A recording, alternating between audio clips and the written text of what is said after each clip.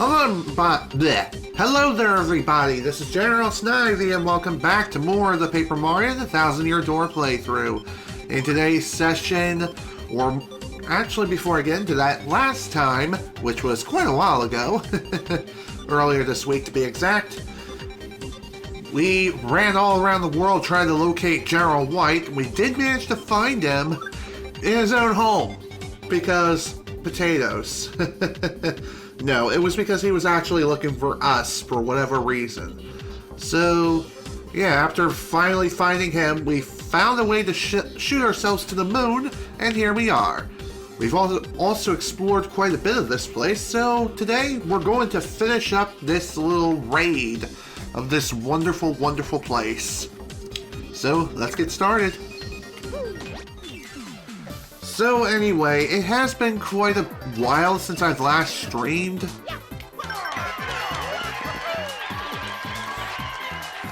And the reason why I haven't streamed very much this past week is because a lot of things have been coming up that have been pulling me away from streaming in general. One of those things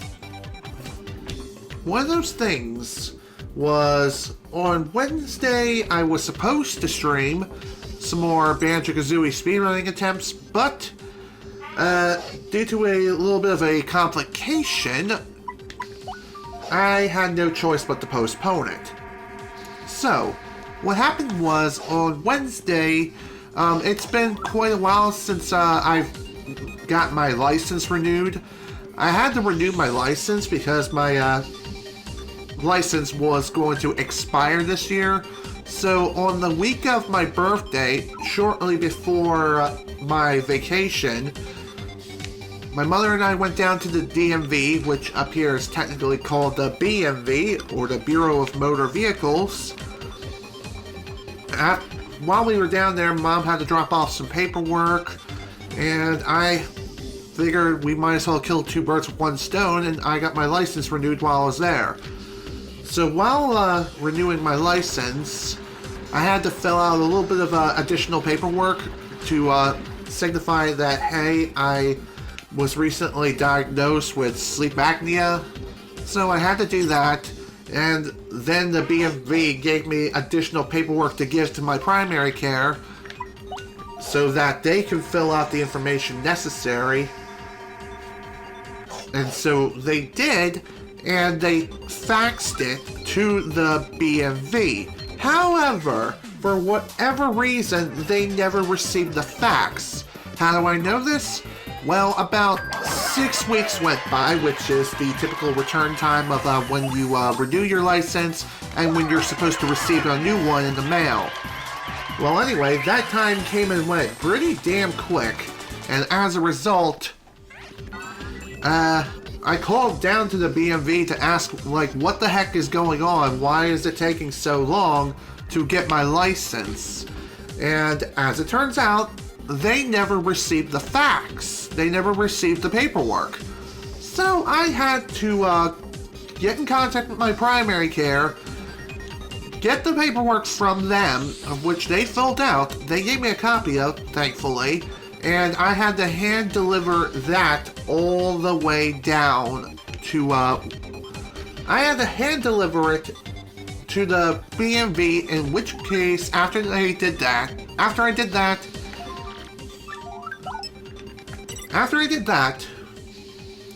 they faxed it themselves, and they gave me another extension of my license. So, all's well that ends well, I guess. But by the time I got back, it was like well over 2 o'clock in the afternoon, and it was just really damn late. So, that's why I had to postpone it for Wednesday. Thursday, I was going to stream, but in actuality, the reason why I didn't stream on Thursday like I originally planned was because Mom needed me to help her clean the house, or more or less, clean the kitchen. And let me tell you, it was a good workout. We had a lot to clean up when it comes to the kitchen itself. I mean, we had a I had to scrub down the dining room table and the chairs. It was definitely a fun workout, said no one ever. I've never been a fan of cleaning, and that's just the way it is. So regardless though, that's basically what happened with the Thursday. And yesterday, I had to do some running around for Mom. Again, I had to take care of some errands. So, again, that's the reason why I couldn't stream yesterday either. So, that's where we're at.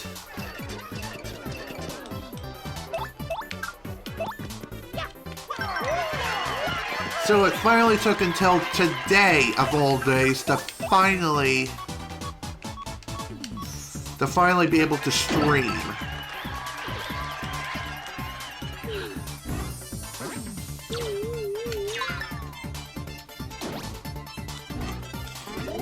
And here I am thinking that that flame would have killed him. Oh well.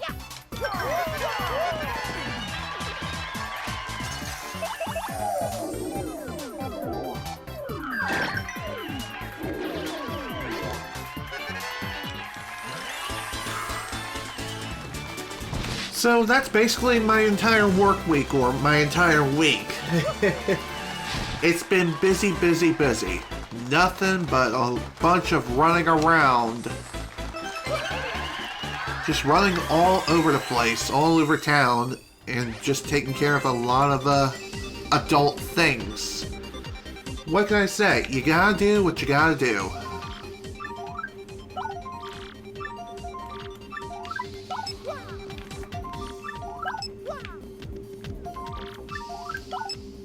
There we go.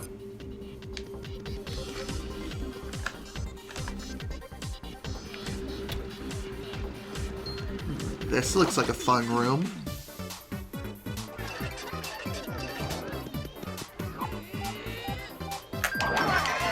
Funny enough, this room in particular is one of the last, if not like the last major room of this place. Damn it! I double tapped X like an idiot. Dodgy. Okay. Oof. Well, that most certainly hurt. Thankfully, the dodgy effect cannot dodge the flames that are currently attached to the X-Naut PhD. And it's not like he's gonna dodge every single attack. It just makes it so he's more than likely going to dodge an attack. God damn it.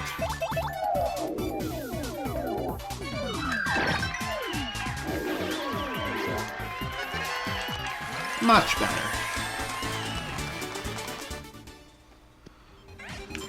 I'm honestly kind of surprised that worked out so well.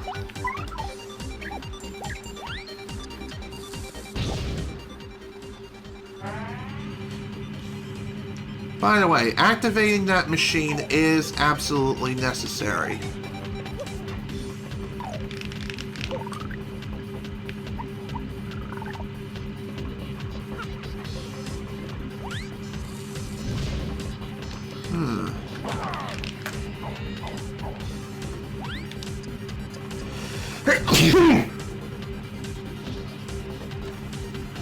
Feel like I got a frickin' sneeze again.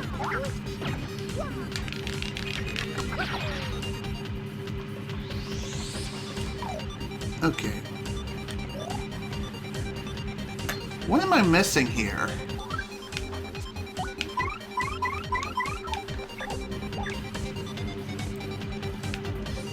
I'm pretty sure I can just go right through that, but maybe I missed something earlier on. Might as well go back and check it out. You never know. I mean, it has been a long time since I've last played this game. And by that I mean, like, since the start of this playthrough. Let's try sub-level 4. Maybe we'll find something in here. Oh. Sub-level 4 is where Tech and the room are located. Door's locked. I guess that makes sense, considering that Tech kind of got shut down and got his entire hard drive wiped. And basically got everything wiped. Funny enough, entering this room in particular... Oh, hi! Didn't realize there was an enemy in here. Well, looks like Peach is in here after all. That's not good. Then again, maybe there's something I completely missed. And also, Mario cannot take a shower in here. It is unfortunate, but it is what it is.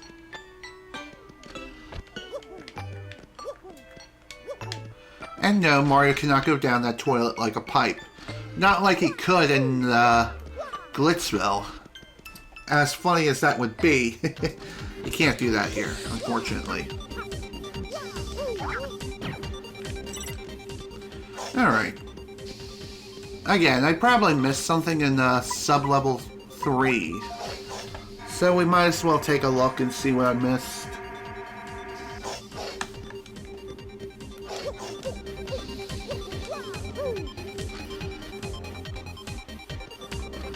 No? I've basically gotten everything in here. Oh, right. Oh my god, I'm an idiot. I should use Vivian. That, my friends, is what you call a brain fart the size of a frickin' tumor. Can't believe I didn't even think about that. Oh my god, it was so simple. And I bet a lot of people in the comments section of this, when it's uploaded in the future, are probably going to be yelling at me for like the next 16 minutes. Excuse me.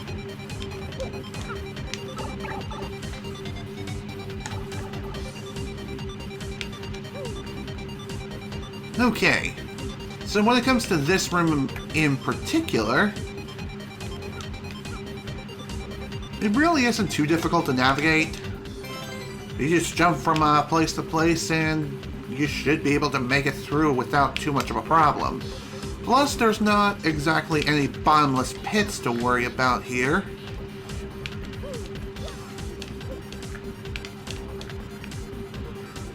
There is that pipe, however. Although I think first off, though, I have to go this way. Yeah, I believe you do. You have to go this way.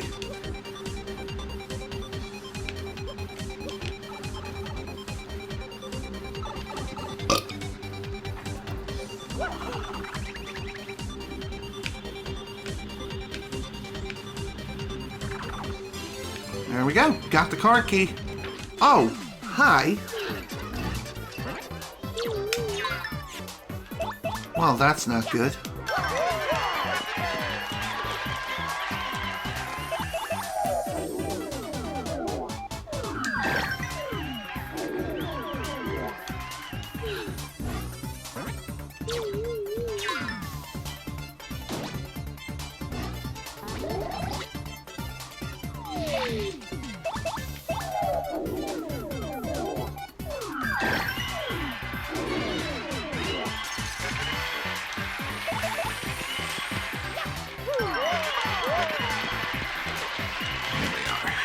All done with that.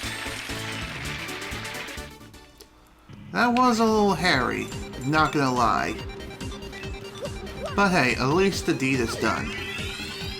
Also, for whatever reason, the healing block there is cheaper than any of the others that we've ever seen up to this point. Which is really, really strange. Not sure why that is.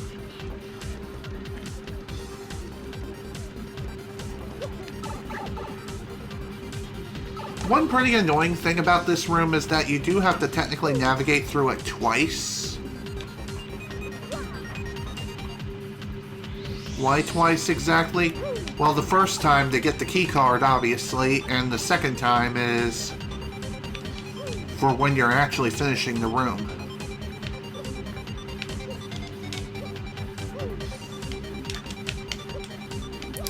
And thankfully, for whatever reason, you can just jump through that grate there.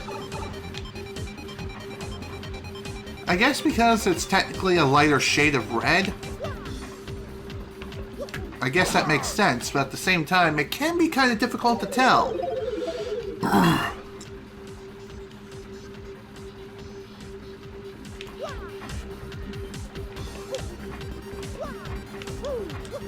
Okay.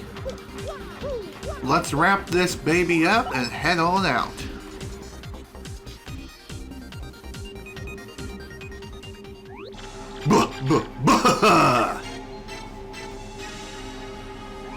I've been waiting for you. Oh man, I've been waiting, and I hate waiting.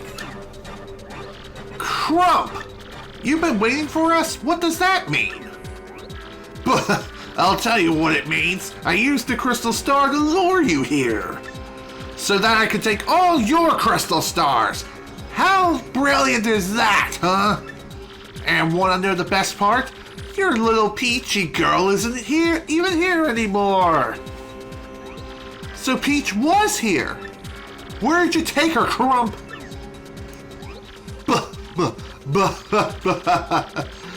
Like I tell you, the plan. That's novice villain style. No, I won't be doing anything like that. Sorry, really, guys. So, ready for showtime? You guys are going to be the perfect workout for a Magnus Von Grapple 2.0.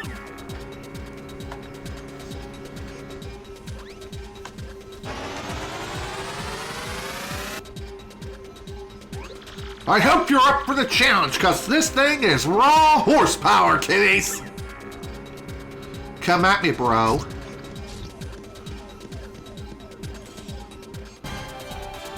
Okay, here we go. This boss fight can actually be kind of difficult. Yes, yeah, last version was buggy, so we made improvements. 1, 2, a dozen. Get ready for a whole new way to experience pain, you junior varsity losers. You're the one who's gonna suffer, Crump, no matter how many times we do this. We'll just see about that, my boy.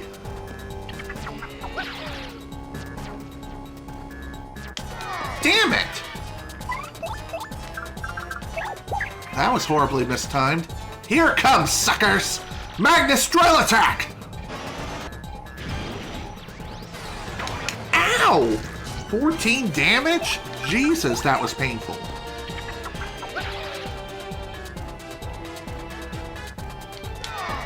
Come on! How am I mistiming this?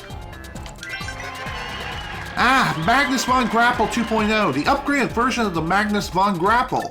Max HP is 70, attack is 6, defense is 2. Its basic attack is a drill move that drops from above. It also sometimes releases its fist for flying X-punches. Each X-punch has a maximum HP of 5, an attack of 9, and defense of 0. When those fists are flying, you may get attacked by the fists and body in one turn. Take care of those low HP fists early on, trust me. When the body's HP gets low, it also fires machine guns and who knows what else. It may not look too different from the last version, but it's much stronger, so be careful. I still think the whole design's a little ridiculous though. Time to unleash some of the sweet special features of this bad boy. Oh man, this is gonna be so good. Oh dear.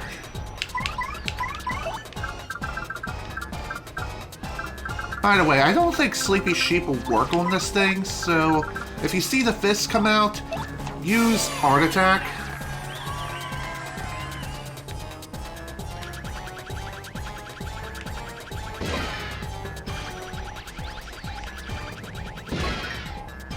There we go.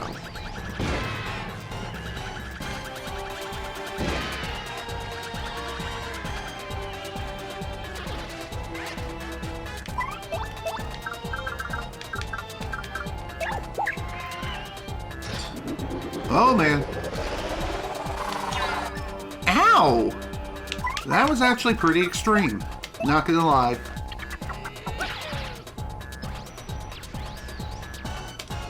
Damn it! I hit A far too early this time. Oh, that was bad.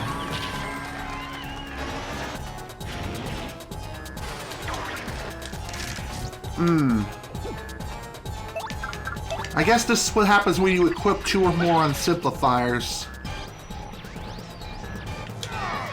Oh my god, I can't do that.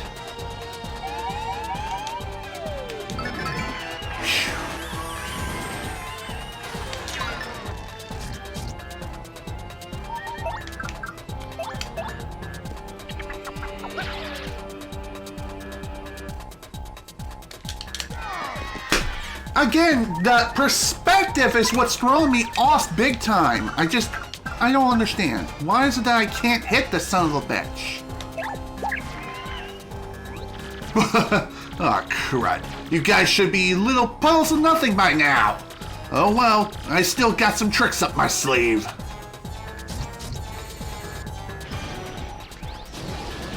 Oh man! Damn, apparently he can attack the audience. Who knew? Eat this!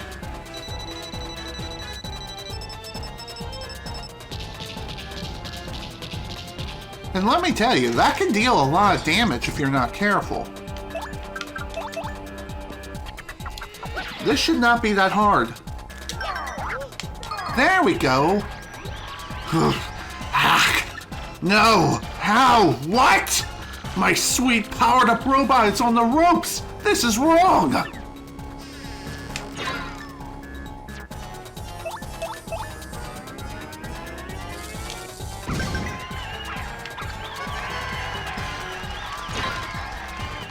Who knew that piece of the background can fall too?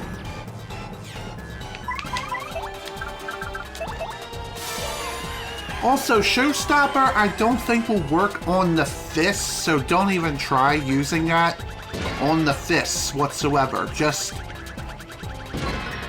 gather as much star energy as you can throughout the course of the fight, and just save it, and use Art Attack on the fists as soon as they come out to play.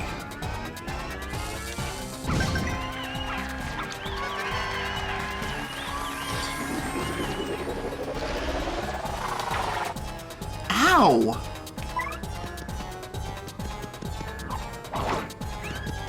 Alright, this battle's basically over anyway, so we might as well finish it now.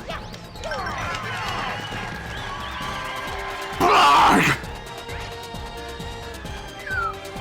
That was pretty scary, not gonna lie. But hey, at least the battle is won. Grodus!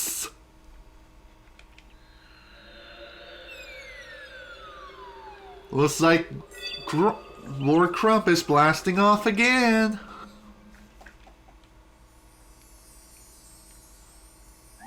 Mario! Of course. What'd you think I was gonna do? Just leave it? There we go, folks. We got the final crystal star. Your star power is now 8, and Mario can now use the special move, Supernova. Supernova is the most powerful move you can unleash in the entire game, other than your brute strength. Just saying. And also Danger Mario and abusing the crap out of that. Just saying. The last crystal star had been hidden in the X-Naut hideout on the moon. But by the time Mario recovered it, Peach had already been taken away. Where could Peach be now? And what of the elusive Grodus? Perhaps he holds the key to the remaining puzzle. Mario finally has all 7 crystal stars. Where will they lead him next? Well, I'm pretty sure it's obvious to anyone that the last destination where we're going to need to go to is, believe it or not, the 1,000-Year Door.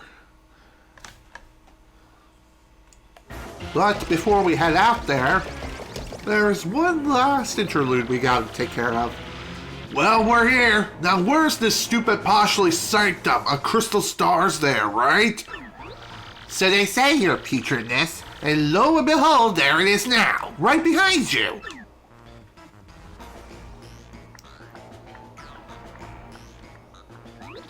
Great! About time something worked out for old Bowser. In we go! And before we head in, I say, I'd like to mount a large animal horn in my foyer to highlight my social status. Oh my goodness gracious, you have terribly fine horns, don't you, you great thing? What? That's disgusting! Get away from me, psycho! You can't have my horns! Damn! She's got some serious balls to ask Bowser for his horns. Hell, I think she just wants his head. Jesus! Definitely the ballsiest woman that we've ever seen in the Mushroom Kingdom. Ever.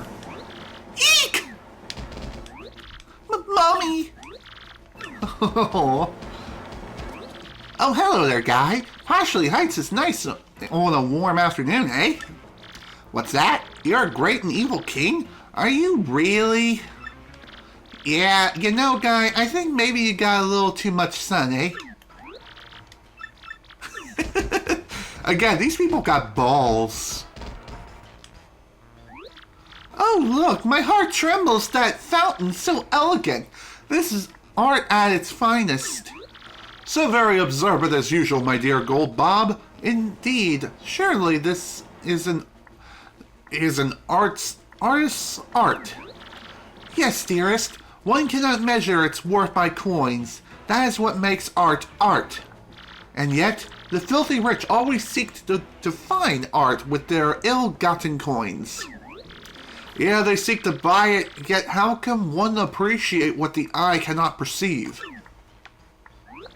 Whoa, I don't have a clue what you're talking about. You people scare me, seriously.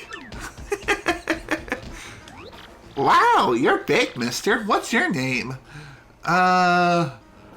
Business...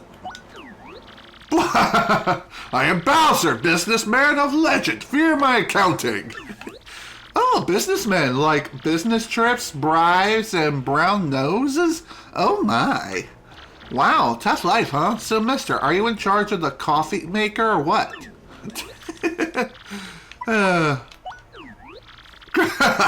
I am the great Koopa Coot, old-time ancient babbler.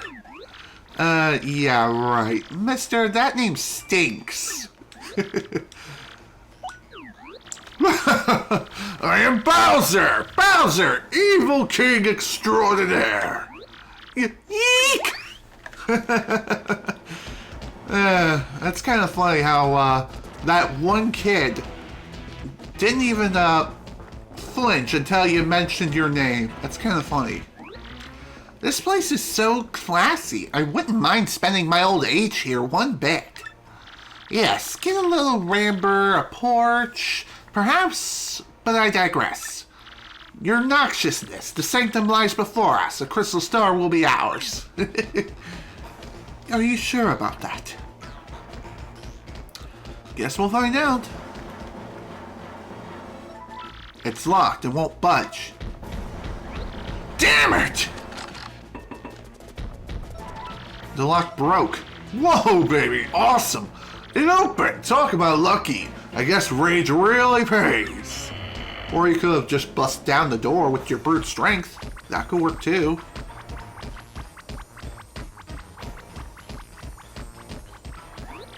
Yes! This is it, Haggy! This is finally it!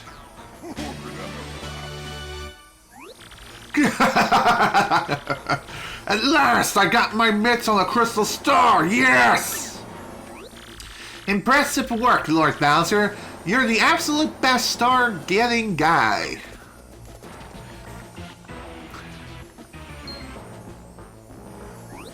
You there! I have you now, villains. You are common thieves, are you? Aren't you? My eyes never deceive. What are you implying? I'm no little thief. I'm... Bowser, the remorseless king of evil. So I'll take what I want, and I want this. Uh-oh. Bowser, you say? Remorseless king of what was that last bit again? Yes, well, no matter. Yes. Oh, so I did deduct it. Then listen well. That crystal star is actually a veritable red herring. Yes, an imposter. What? A fake? You just have that kind of luck, Bowser. But look at this fancy display, the pedestal and everything. It's so posh. If it's a fake, then where's the real one, huh? As you must know, I gave the real one to Luigi. Oh! You have got to be kidding me! You mean to tell me that Luigi beat me here? Ugh, those Mario Bros and the most annoying brothers of all time! How bothersome. The fact that we keep being outmaneuvered is disturbing. But where in the world could Mario and his brother be heading? Where? Lord Bowser! I love how that Paraguma just parked himself on top of Pennington. And Pennington didn't even flinch. That's just too funny.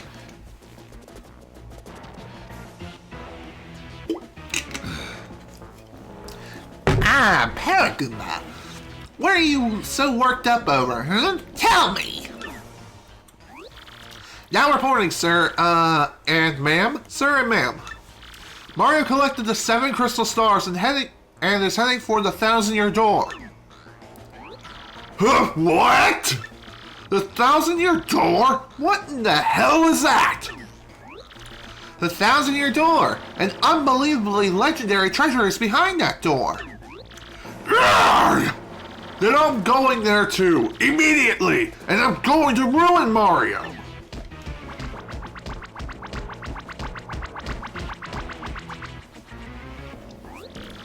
Will you now? Luigi, well done, lad. Way to not fail, yet. Too funny. Alright, hang on.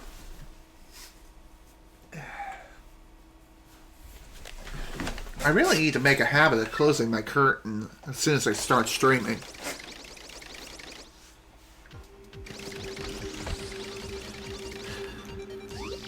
We've finally gotten all 7 crystal stars! Corking! Now we can open the 1,000-year door! Ah, yes, but we still don't know where Princess Peach is. Well, let's head back to Rougeport, eh, old boy? Perhaps Professor Brinkley can help us find our dear Princess Peach, huh? Oh, yeah. Thankfully, after collecting the last crystal star, you are fully healed. So that's a good thing. However, before we head out of here, there's actually one more area that we have yet to explore per se, at least as Mario. As you remember before, back in Sub-Level 4, there was a door that was locked previously. However, that door should now be unlocked. So, let's head inside. Where are we?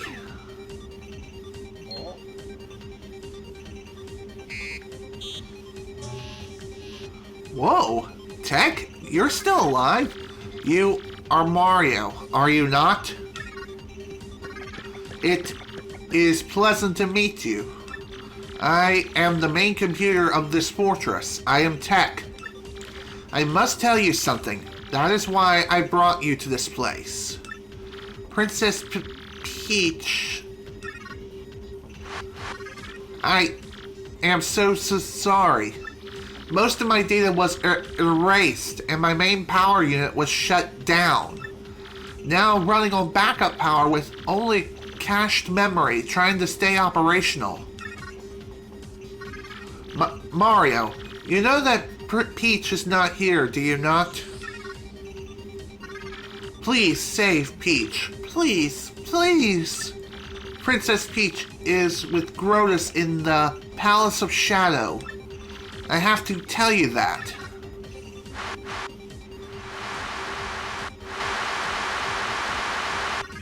But backup power failing. Mario, use the teleporter room to get back to Rougeport. Teleporter room is on sub-level 2 of the fortress. I will release the room lock. Peach is in the Palace of Shadow? So in other words, the Shadow Realm? Please, hurry. There is barely enough power left to activate the teleporter. I will cease all functions to send power to the teleporter for you. But what'll happen to you? When the power is all gone, I will cease to exist as an artificial consciousness. But if it will save Peach, I would gladly do this. Because until I met Peach, I knew nothing of love. Do not worry about me. I am just a computer, just a machine. Mario, you must save Peach. I ask you, please. And tell her.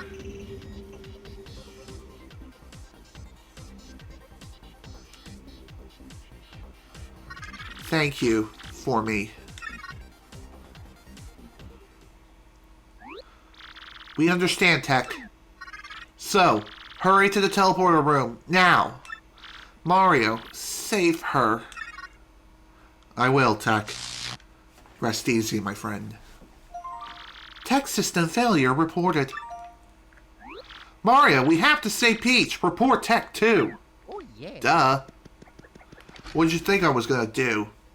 Do absolutely nothing and just, drink until the sun... Or drink until the cows come home? Nah. By the way, after you complete Chapter 7, the teleporter room, even if you accessed it previously, will be locked until you speak to Tech. So that's something worth mentioning.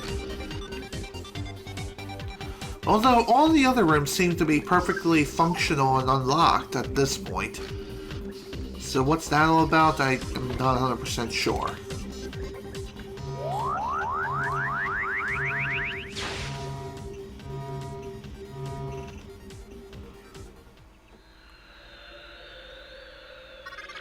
Peach, goodbye.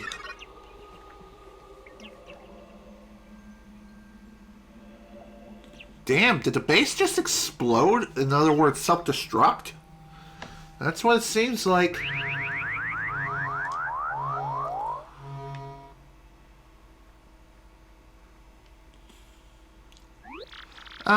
Am I going totally nuts, or did I hear something just now? It doesn't react whatsoever. Apparently it doesn't work. So the teleporter no longer is functional. Well, if it isn't Mario. Hey, Frankly. Over here, son. You brought the crystal star back from the moon with you, didn't you? Of course. What? Talking to my good ear. The X-Naut fortress was on the moon? Ah, yes. So Princess Peach was there too, I assume. Well, she was, but the X-Naut boss took her and headed for the 1,000-year door. Ah! Just a bit ago, I smelled some rank air and went to the 1,000-year door. I saw a suspicious fellow in the cape go through the door with Princess Peach. But what? No way!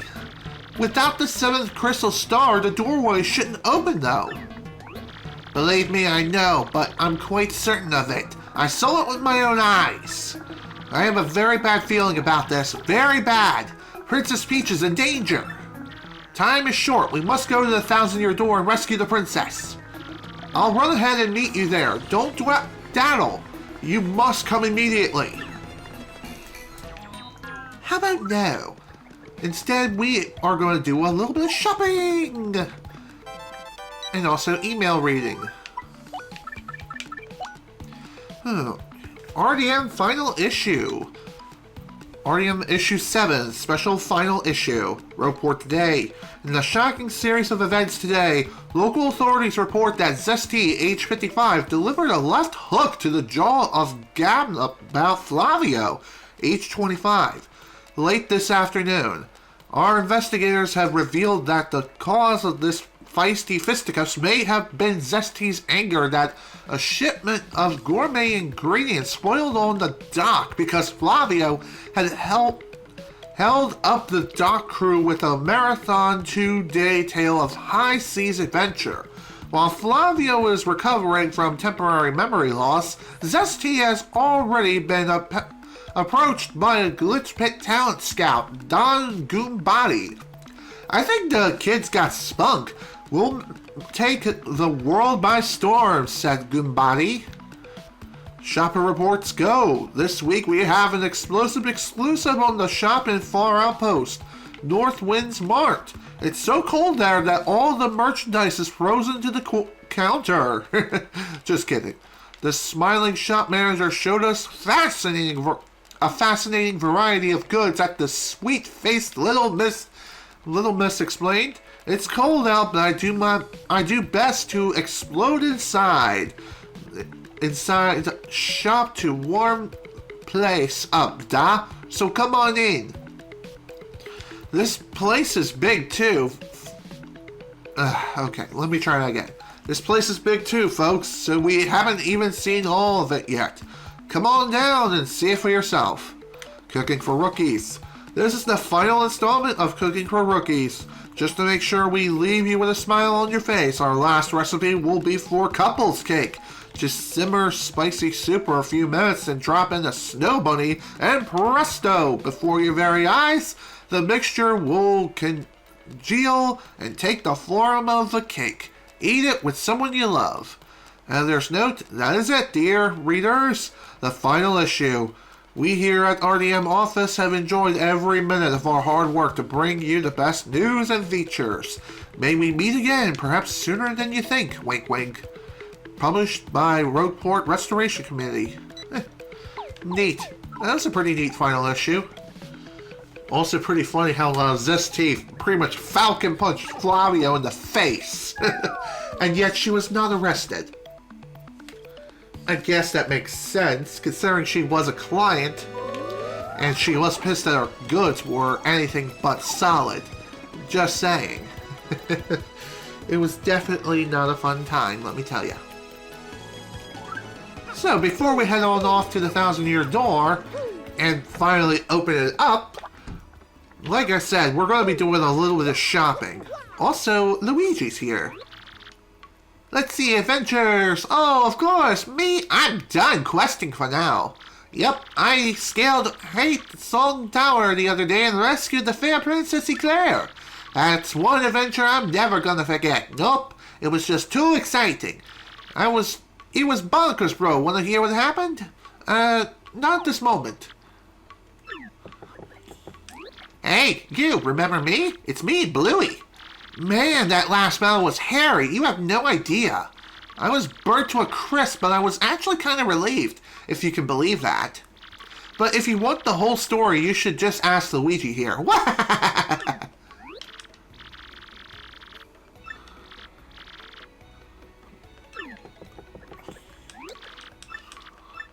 Alright, let's hear the last of his tale.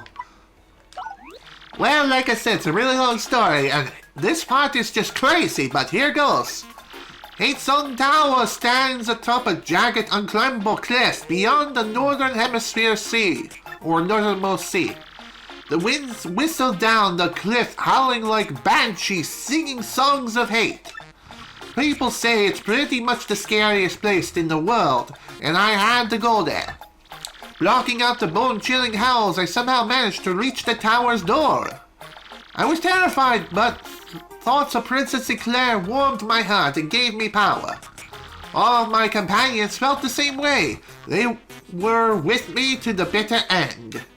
The door to the tower swung slowly open to reveal an inconceivable darkness. I tried to call out Princess Eclair's name, but I couldn't even breathe because, as I strained my eyes in the darkness, I saw the most terrifying beast of all. The Chestnut King himself appeared before me. He was monstrous and drooling. Puddles of toxic goo dripped from his mouth, melting the very ground at our feet. I couldn't stop shaking, but I gritted my teeth and faced the evil beast dead on. I dodged the king's fangs, jumped on his chest, and gave him a hammer whack. My swing split in the air and crashed dead center onto the Chestnut King's skull. Hope powered me up, bro. I was going toe-to-toe with the king and I was loving it. This is it, I thought. I can win this. I'll risk it all on my next blow. I gripped my hammer tight and waited for my moment. The tension stung me. Schwack! The ocean winds raged against the tower windows.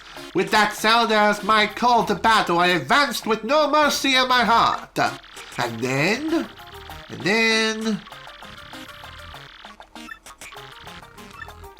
I beat him. I defeated the Chestnut the King. And even worse beast came next, a nightmare thing, but I beat it too. I rescued Princess Eclair. It was all over. And then I came back to Rougeport and had a light lunch, and that's about it. Huh? You think there's more to the story than that? Not at all, that's it. That's the whole story of the quest of Princess Eclair. The end. But my adventures won't end here, bro. They'll never end. Okay, so that was really the last of his tale. Although there seems to be more than meets the eye. And believe it or not, there's an even greater extension to the tale with the Super Luigi books that we've been gathering. Each of them, I think, give you a more detailed explanation on Luigi's stories up until this point in the game. I'm not really sure how many books there are. I'm going to guess there's 7 Super Luigi books, but I could be wrong. And each one can be purchased here in this shop. Each issue will cost 128 coins, though. Speaking of which, fan favorite, super popular, now on sale, manager's pick, this month's bestseller. Okay.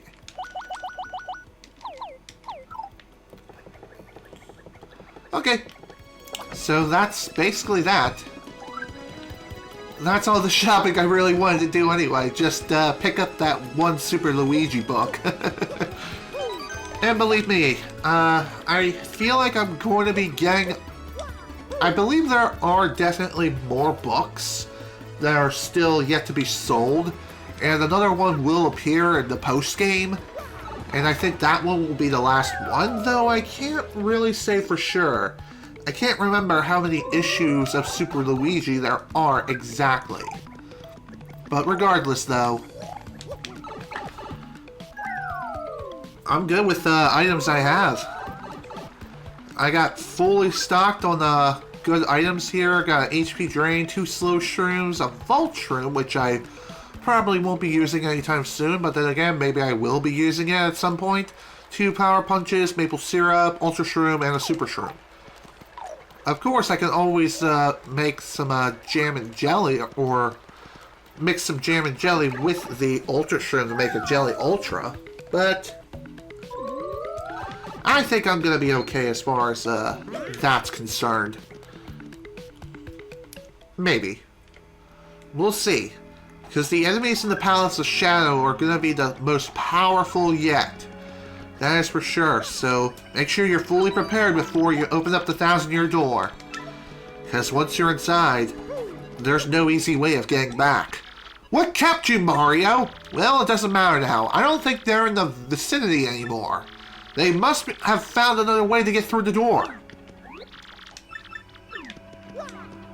Well, speaking of which, it all comes down to this. Hurry now, Mario. Who'd have lost the last crystal star? Here we go, folks.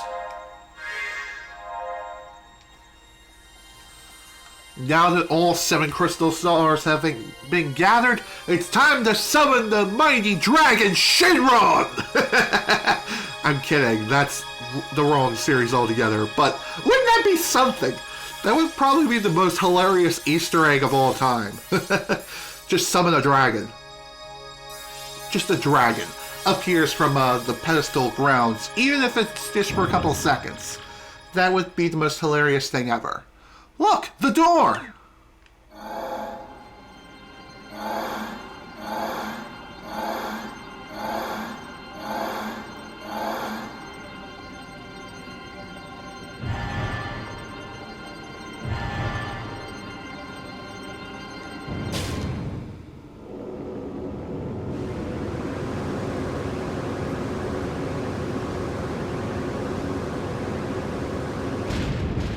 Ladies and gentlemen, the 1,000-year door is officially open.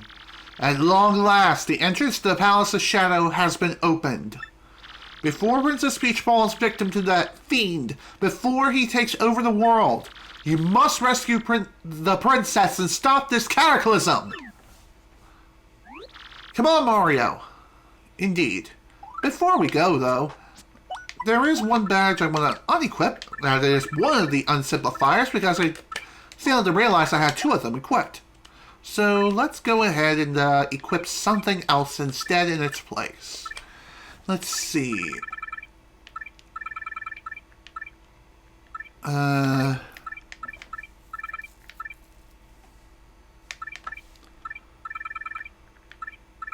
Maybe I'll equip Power Jump.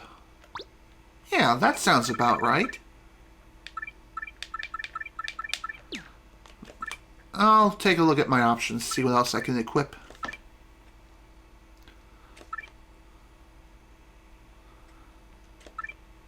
Actually, multi-bounce may be a better ability, but again, I think I'm going to just stick with Power Jump.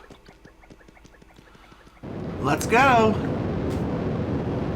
The final dungeon awaits.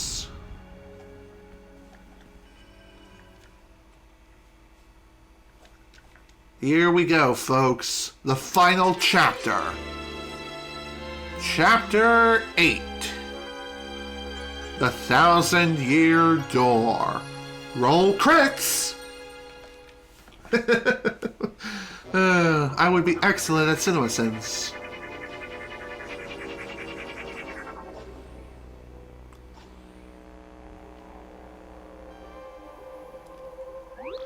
Ugh, this place is freaky, but we don't have a choice, Mario. We gotta get in there and save Peach before this gets out of hand. Come on, Mario. Let's go. And like I said, you can leave this place at any time if you feel like you've made a mistake, or if you need to do some additional preparations. You just have to run all the way back from where you were at the Palace of Shadow up until that point. So that's something to keep in mind. Hello there. Also, random first strike. I'll take it. Nice. Get smoked, son. That's a swoopla. Swoopula? Yeah, let's go with that. Swoopula. An airborne blood-sucking bat-like thing. Max HP is 9, attack is 4, defense is 0. As if losing HP wasn't bad enough, this little creep adds yours to its own. How totally gross! Don't let it bite me, Mario! That ain't gonna happen, my friend. Cause that son bitch is dead. Crushed it like the bug it is. Even though it's not a bug, it's a frickin' mammal. Funny enough, bats are mammals. And they do have thoughts and feelings just like any other living creature. Get smacked.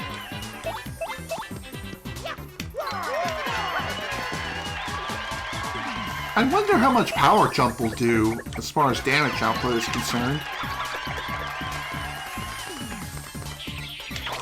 Ow.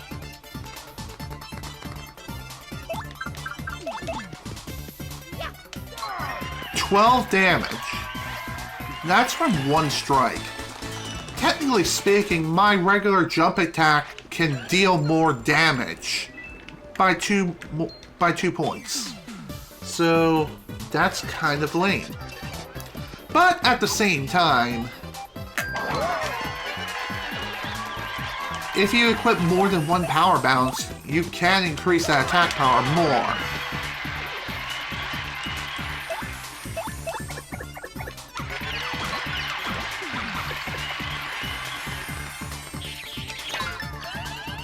Oof.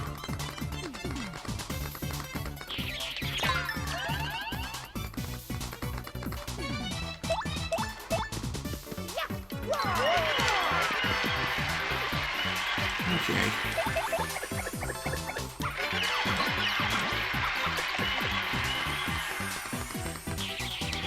Oof.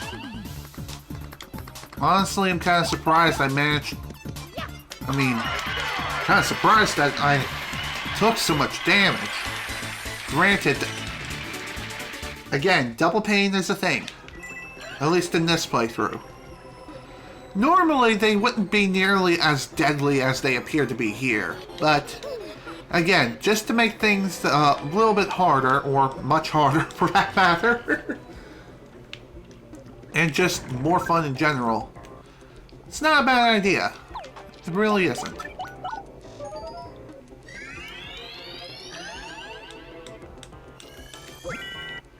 Shooting star. Neat. Hello there. Excuse me.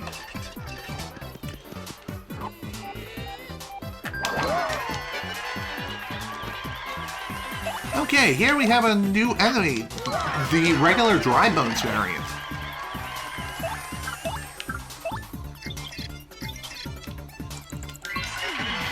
That's a dry bones. It's a former Koopa whose spirit animates its bones.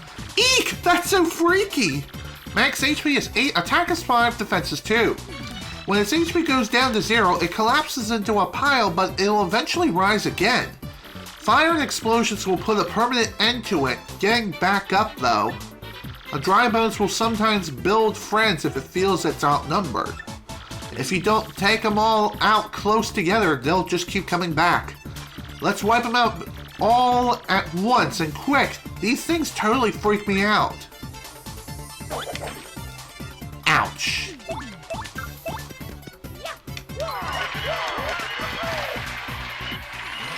The amount of time it takes for a dry bones to fully reanimate itself, I'm gonna guess at about 2 or 3 turns.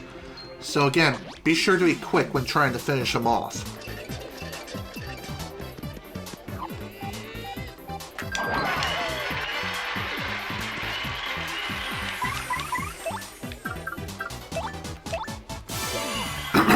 Excuse me.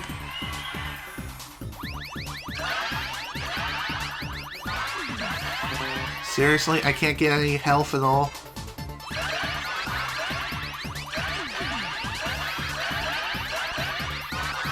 Funny enough, I feel like Sweet Feast is probably my most used special ability at this point in the game. It's kind of funny if you think about it.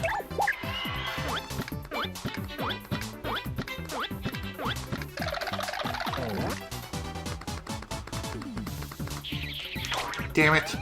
That was far too early.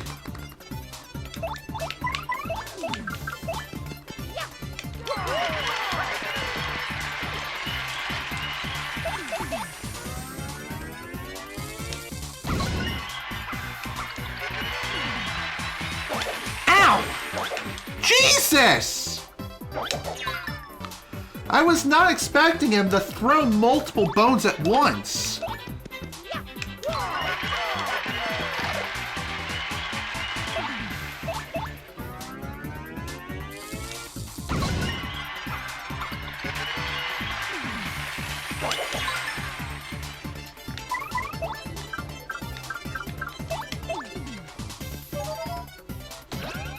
Thank you very much. Whew. That was pretty scary, not gonna lie. I'm honestly surprised I'm still alive right now. Do I seriously only have a Ultra Shroom left for regular healing? Well, that's kinda lame.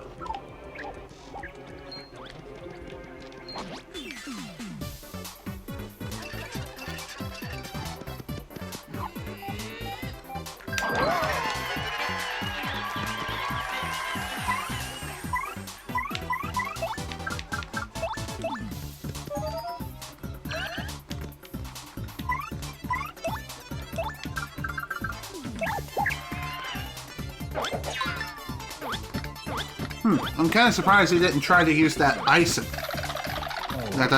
storm.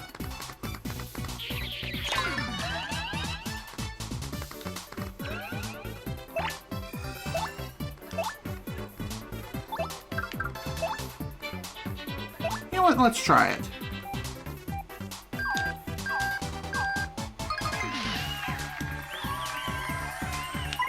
You never know. Sometimes you may actually get lucky with that.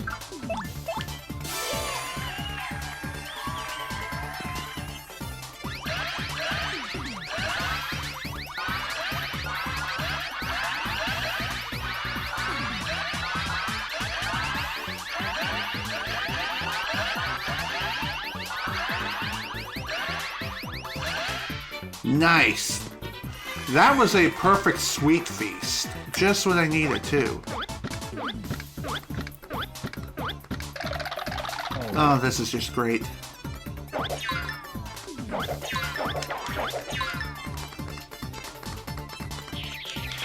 Ooh! Was not expecting him to go for me.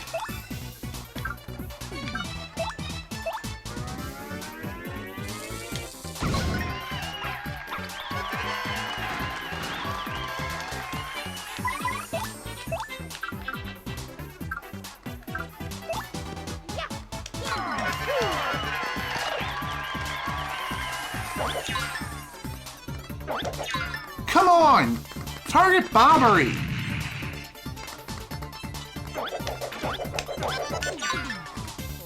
Damn it, damn it, damn it.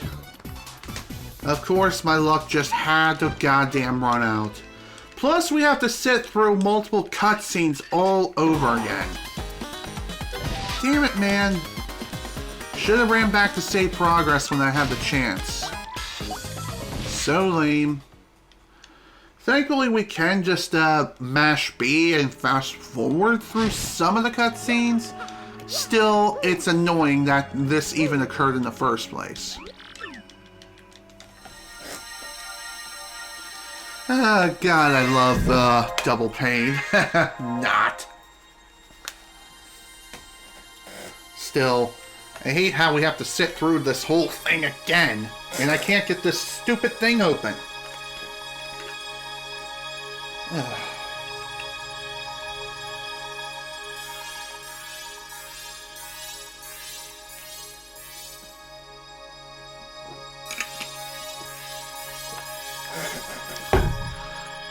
Maybe I should get more healing items. I don't know. Because that seems to be something that I'm really lacking. Because I feel like I gotta heal myself every single fight. In hindsight, maybe I should have used Showstopper instead when the forces were great in numbers.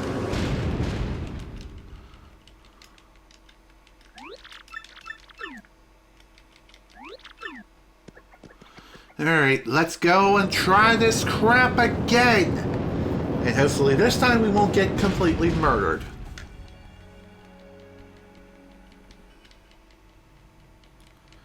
Oh crap, I think I forgot to unequip my second unsimplifier and re-equip the power bounce or power jump, whatever. In fact, I think I may equip a different badge.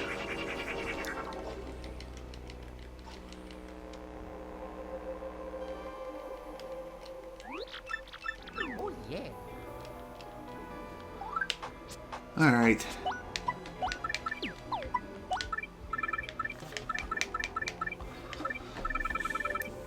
Let's see, what other badges do I have here that can really help me? Mega Rush may be helpful, but it requires you to be at 1 HP. HP Drain may also be pretty good, but again, it does decrease your attack power by 1. But again, at least you gain 1 HP per attack, so that's not the worst trade-off ever. But at the same time, it's still really stupid.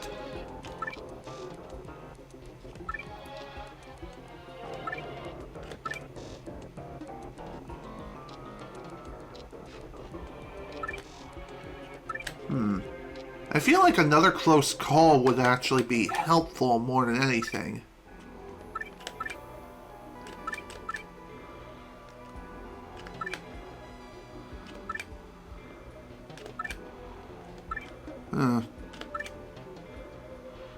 You know, maybe I will go ahead and give HP Drain a chance. Again, it may unfortunately drop my attack power down to 6 for jumping, and my hammer attack down to 8 as opposed to 9, but oh well.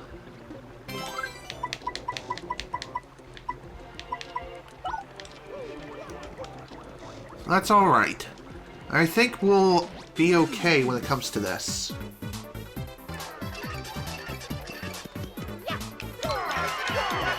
So long as I'm here, might as well.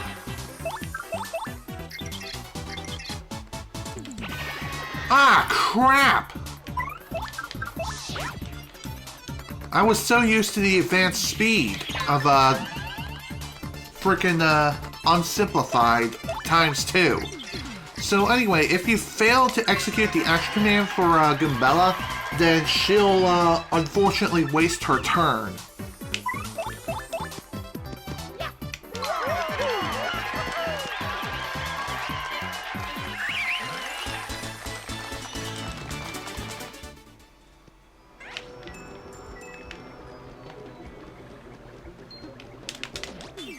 Okay, that'll work. So with HP Drain, despite the fact that it lowers your attack power, it can be helpful for recovering HP after like a first strike, because first strikes also grant you an additional HP after the attack is finished. So there's that. Hello, Shawario Mox. Welcome to the stream. Glad that you can finally make it.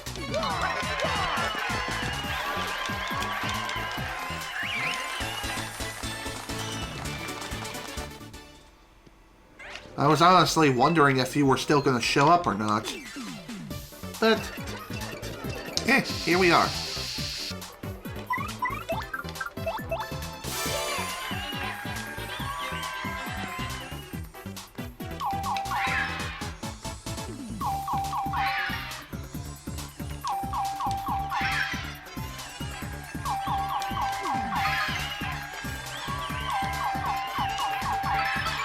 There we go. This should kill every single one of these frickin' bats. Thank you. Glad that worked. Honestly, when it comes to the number of enemy forces throughout these battles, especially going forward here, if you see like 4 or more enemies on the field, Showstopper you should definitely use to lower their numbers as soon as possible.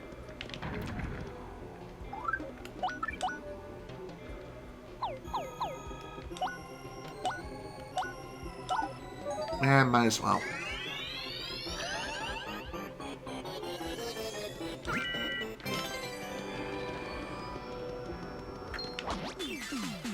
Okay.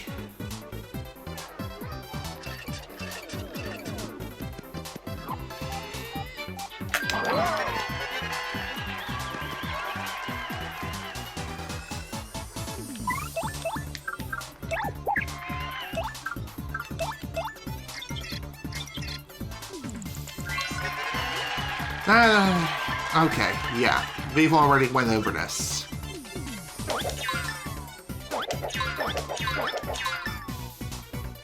Oh, that was incredibly painful.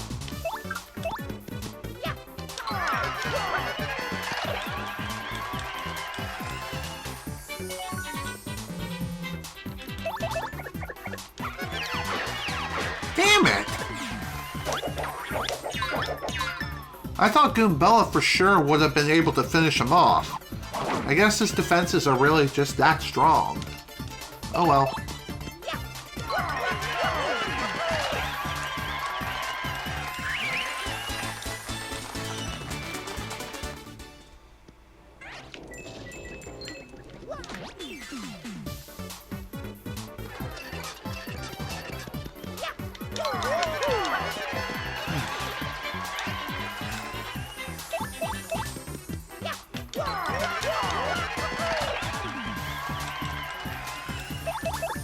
Oops.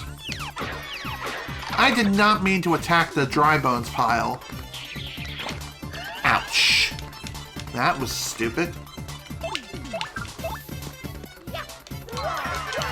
Strangely, you can still target a pile of dry bones, even if it's disintegrated. The only way to get rid of that targeting cursor is to either kill it with fire or light it up like a frickin' Christmas tree. Also, I don't know who's speeding down the street, but damn, that's annoying.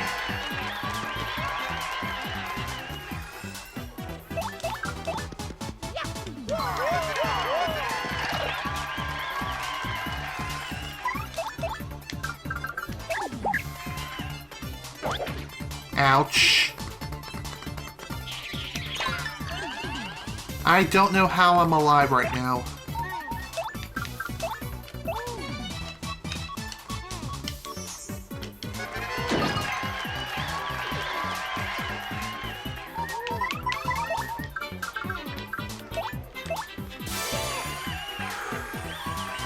Basically, earlier on when I first came through this dungeon, I did end up, unfortunately, kicking the bucket, which is not good. That was definitely not a good time. Hopefully that won't happen again, but God only knows.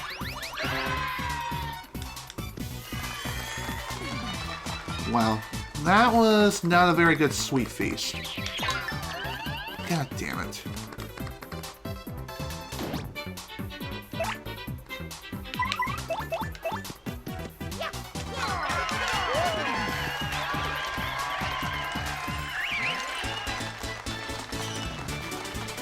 Oh man, just 10 more frickin' star points away. And we're already pretty close to dying already. Again. Really hate to use this so early, but... better than dying. That's for sure.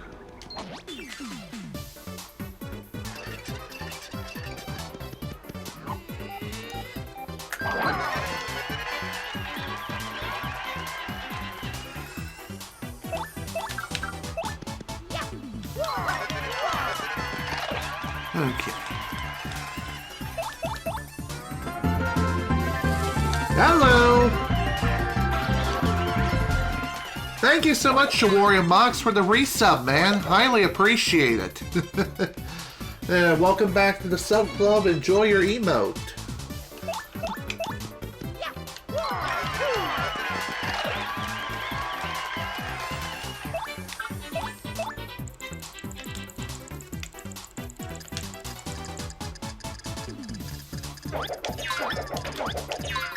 Ouch.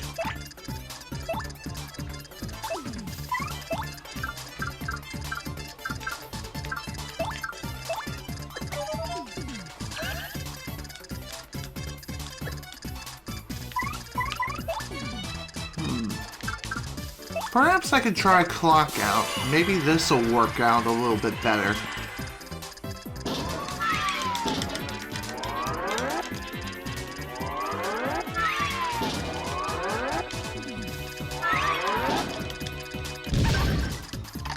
Nice. That should help with immobilization. So that's good.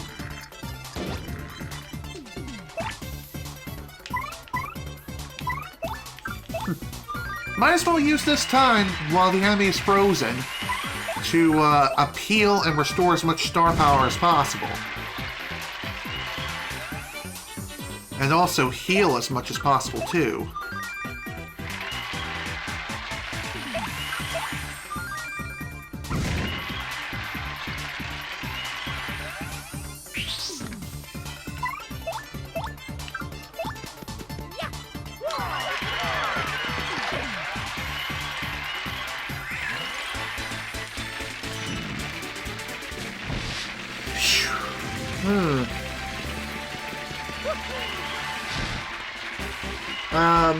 No, that isn't it. It's not that I didn't decide to do that. What happened was, I had to take care of something down at the DMV, and I was down there for a long period of time, so that was definitely not a fun time. So that was the reason why I wasn't able to do any speedrunning for Banjo-Kazooie this week.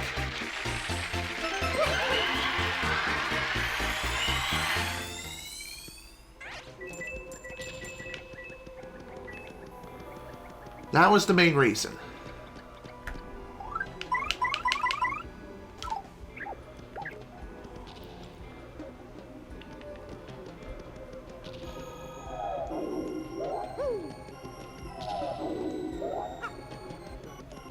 I believe that you can just go into paper mode and just bypass the golden cannons altogether.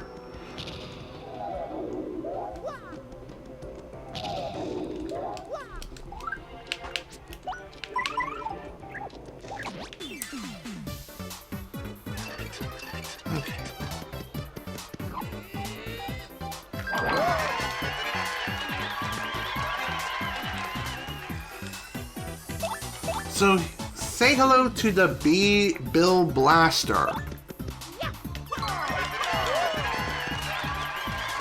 These suckers are built like tanks and can shoot out some pretty damn annoying enemies. That's a B-Bill Blaster. It fires bombshell bills. Sorry about the abbreviation. Max HP is 10, defense is 4. It's really, really tough. Yeah, hard to hurt this guy. Thing is, if you don't take it out, it'll keep shooting bombshell bills at you. So you gotta figure out a way to beat it, and fast! I already have. Just beat the ever-loving crap out of it, and I'll be fine. Just be sure to take him out as fast as humanly possible, obviously.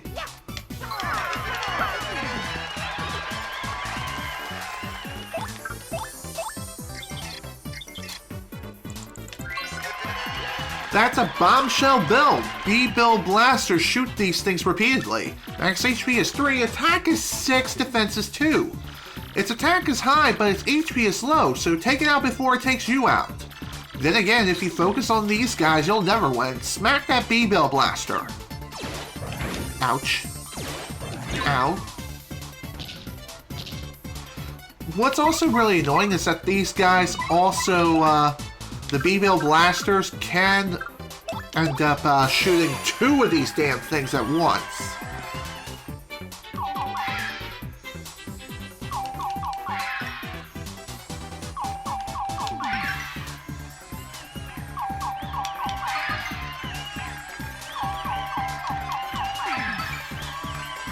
Thankfully, though, I don't think any more than 2 or so of these B-Bills can exist at one time.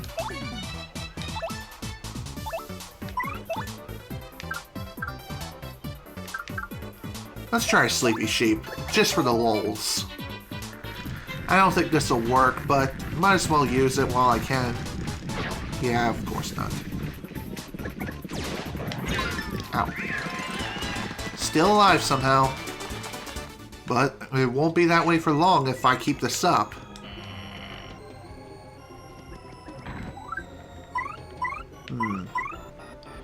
God, this is gonna be a very annoying room. That much I can tell.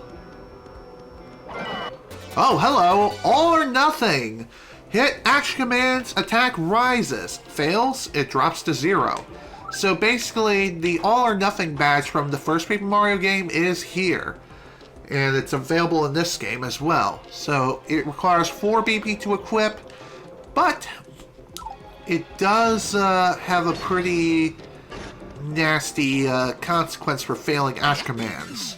And that is, if you fail the attack, your attack drops to 0.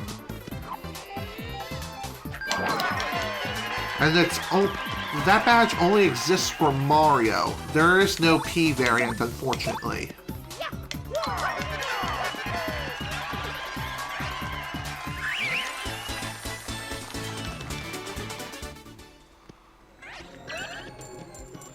Also, be careful when traversing through this room, because there are spikes everywhere. and one wrong move will send you flying back to the very beginning of the room, and you'll receive a lot of damage as a result. Well, not a lot of damage, it'll just be more of an annoyance if anything. So what I recommend is just move slowly. Slow go may actually be useful for this room. Just solely for the fact that it makes it so you're only walking. So if you have a faulty analog stick, that may be the badge for you. At least when it comes to this room. However, if you have the room fully memorized, you can just run straight through, no problem. Also, save point! These are a freaking godsend. You see one? Save your progress immediately. Also, these firebars are here. If you're familiar with the first Paper Mario game, you can jump over these, and eventually you can get some coins out of them.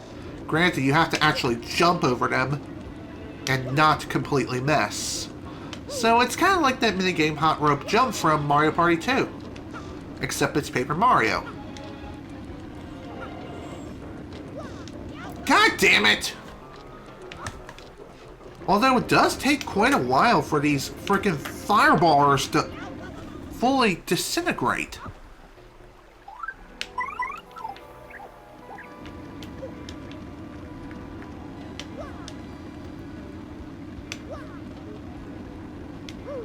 I wonder, do they even disintegrate?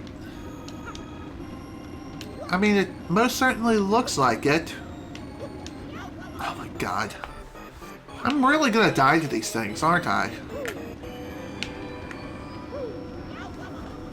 Okay, I really should just go to center and stay there.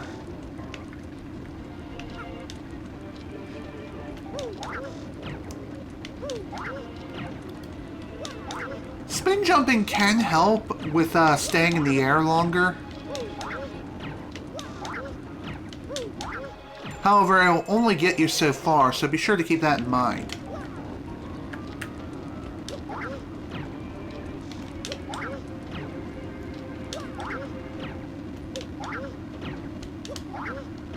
Strangely, whenever a firebar hits your party members, they don't get hurt. Only you. So why that is, I don't know.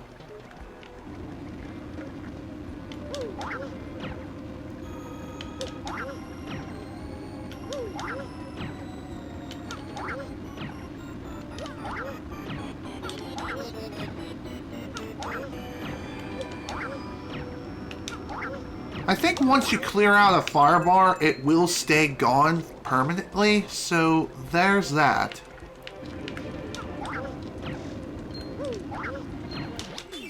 Okay.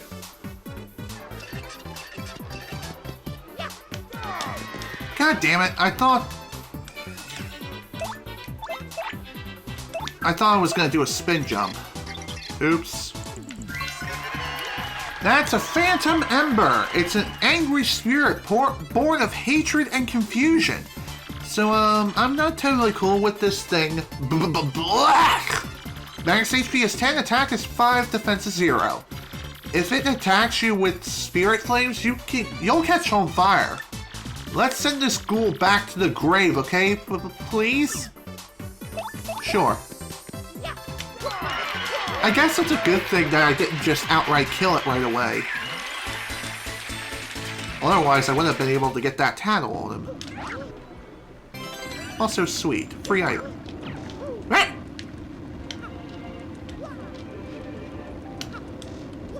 By the way, it is possible to get these things off sync with each other.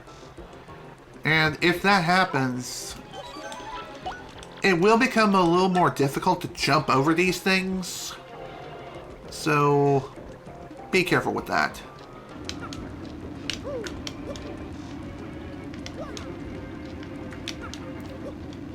Oh, come on!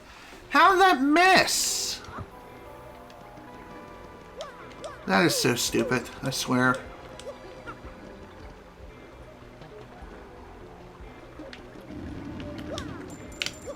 Okay, at least I got one of the fire bars gone. Now for the other.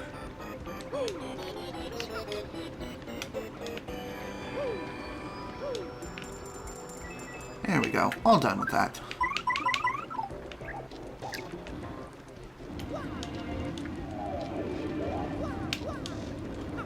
So there are two ways to get past these fire bars in particular.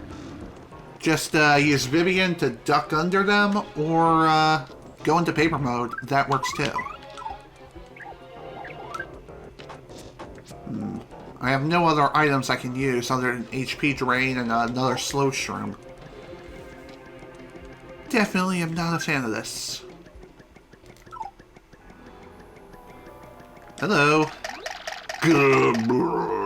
None shall pass by. Let those who would disturb her sleep fall into the depths of the endless darkness. Oh dear. Eek! May the intruder never find the key to this door!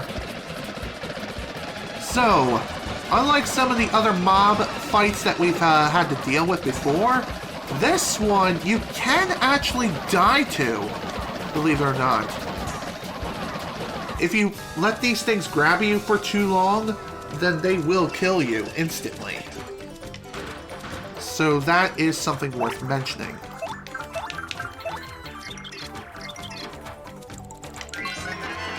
That's a Dark Bones. It's the baddest of the Bones gang. Max HP is 20, attack is 5, defense is 2. When its HP goes down to 0, it collapses into a pile, but it'll eventually rise again. Fire and explosions will put a permanent end to getting back up though. Its HP is high, so it's hard to take it down. Like any other Bones, it sometimes builds friends if it feels outnumbered. It's a pretty tough enemy, you better take it and its buddies out all at once. And I have the perfect plan for it too. Let's try Showstopper first.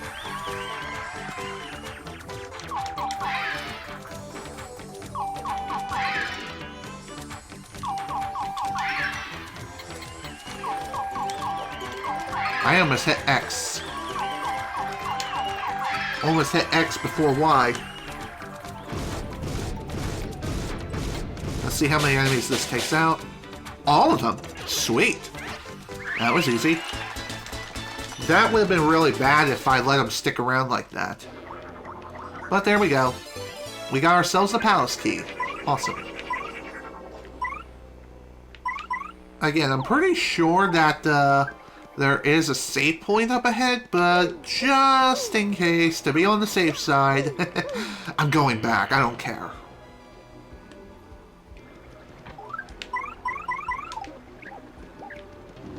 Ow, crap. Don't do that.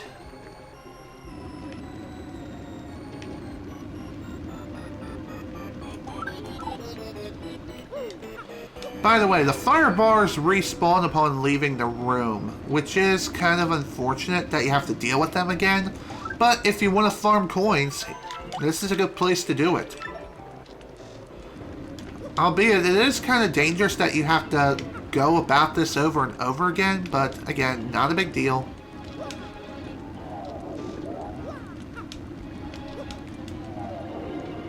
God damn it! Rose too soon.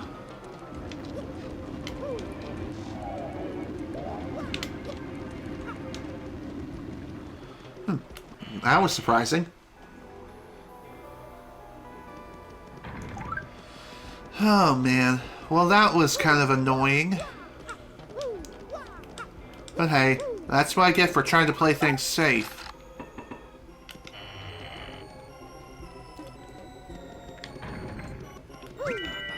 Awesome. Ultra Shroom. Mine. Normally I wouldn't waste an item like that here, but considering the fact that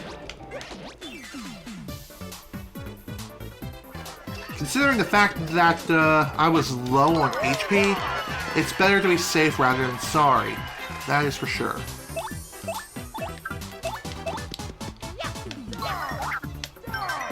There we go. Let's try Shade Fist. Okay. Didn't do any damage, but at least it set it ablaze.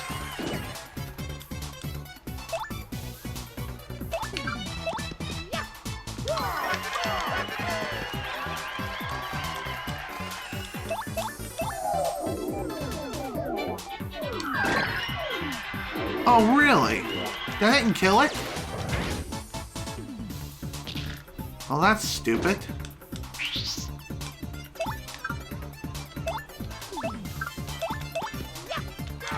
God damn it. That was my dumb fault for doing that.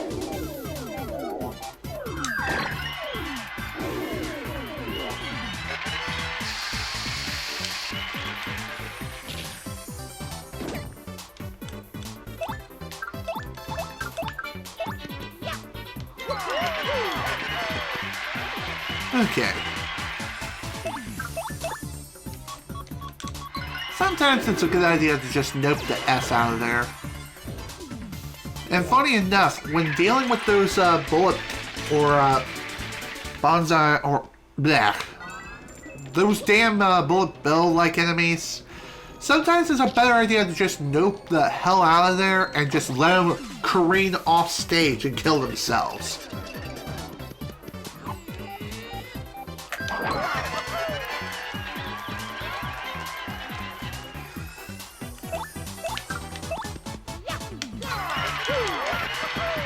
Okay.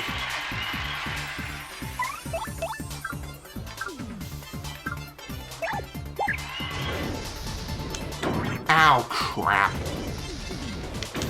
Damn it! I don't know how I'm even alive right now, but I'll take it regardless.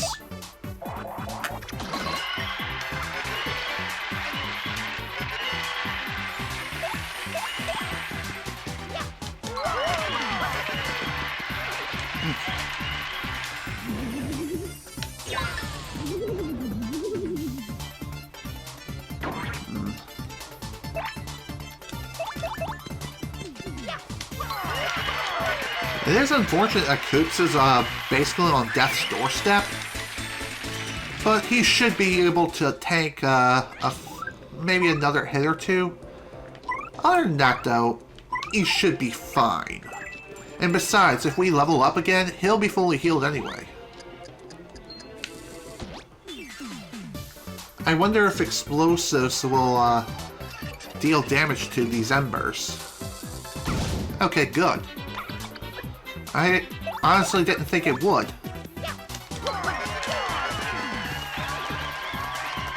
But here we are. Just like with regular embers, they too are weak to explosives. Which doesn't make a whole lot of sense considering that gunpowder is in line with explosives. Thus, it's fire. You need fire to use it? Hello? By the way, for whatever reason, these bullet bill-like enemies, if you have the first attack badge on, you can just completely murder them in like one go. And just bypass them altogether. Why that is, I don't really know.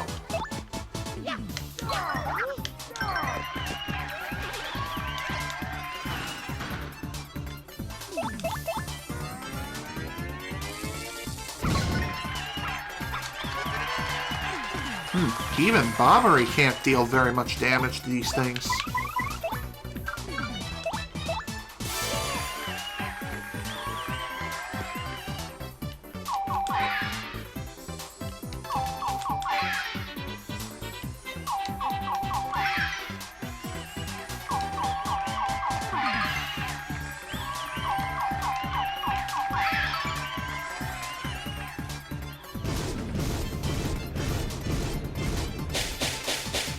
Damn it!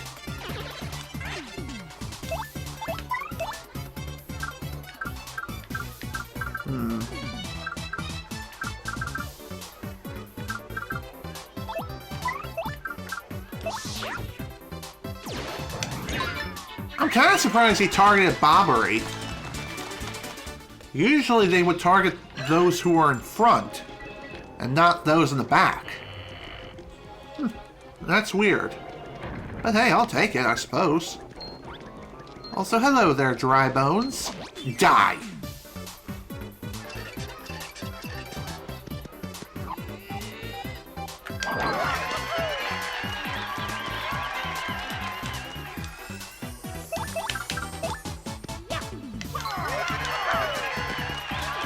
Okay, let's take care of these guys nice and quickly.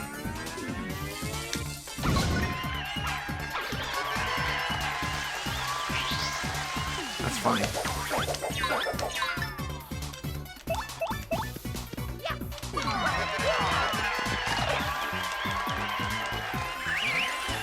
Okay.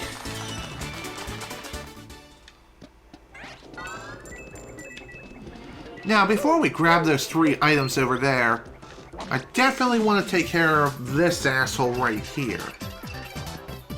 And it's the same exact formation. That's kind of funny. I'll take it. It just means we can get through this that much more quickly.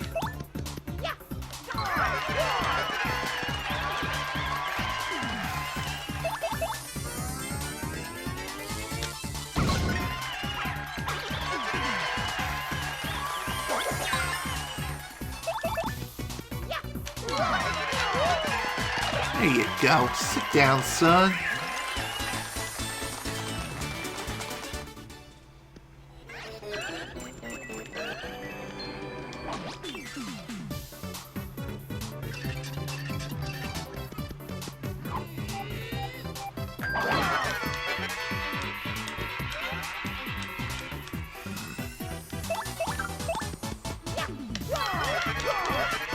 Nice. Man, I love doing that.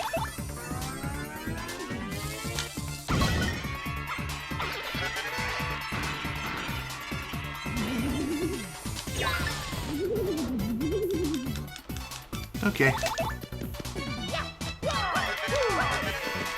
So overall, these guys can be a bit of a pain in the ass. But if you know what you're doing, you should be able to get through them without too much of an issue. Alright, first we have Jamming Jelly, a coin, and P up, D down, P. Boosts your ally's attack by 1 and drops his or her defense by 1. So, pretty nice badge. Although, am I going to equip it? Probably not. Considering it costs quite a bit, or no, only 2 BP. It may actually come in handy, you never know.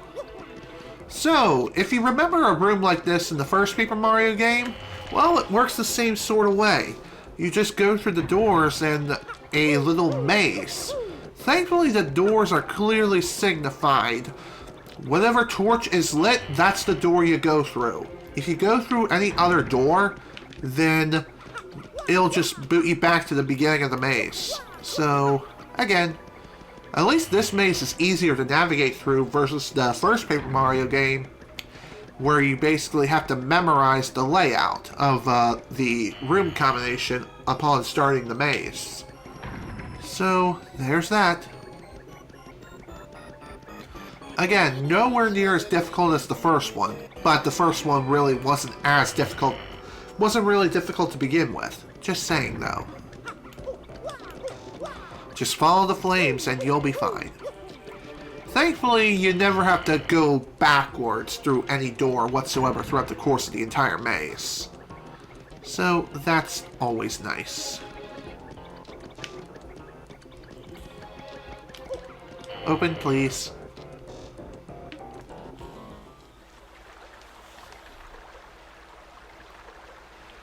Okay, well, here we are. We're in the center of the Palace of Shadows.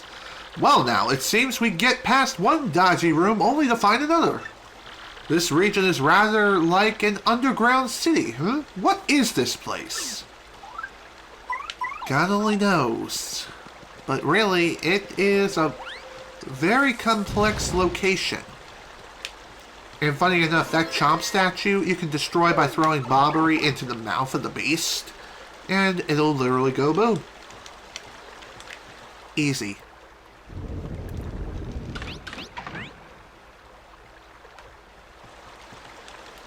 So the main point of interest in this room is definitely that center area. Funny enough, speedrunners have found a way to skip that room entirely.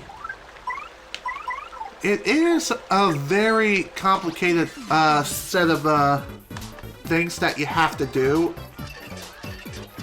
Though I haven't really seen it done myself, really. Just saying, though, it is interesting to say the least.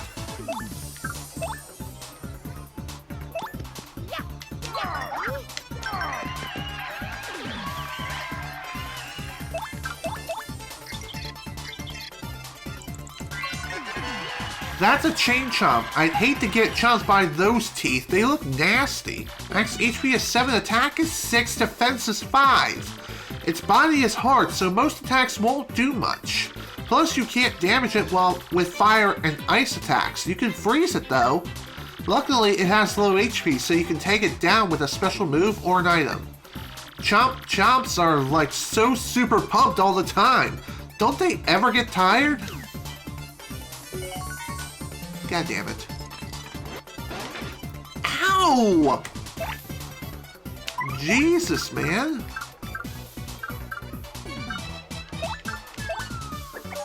Okay, I didn't realize someone was throwing a rock in the audience. Oh well.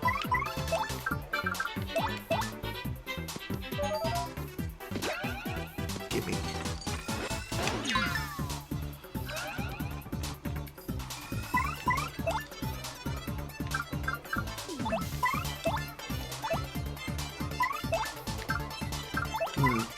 Sadly, Goombella can't really do much of anything against the regular Chain Chomp. I mean, Flurry could probably do something. But, again, she probably won't be able to do very much. But hey, you never know, you may actually get lucky. Of course. Only me. I always hit every single poison shroom there is in existence. Case in point.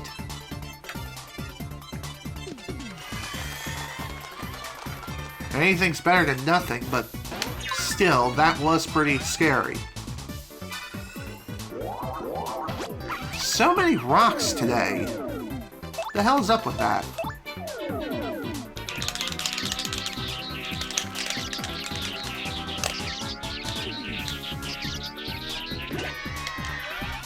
By the way, when they say press A only when the star is lit, they mean hold A.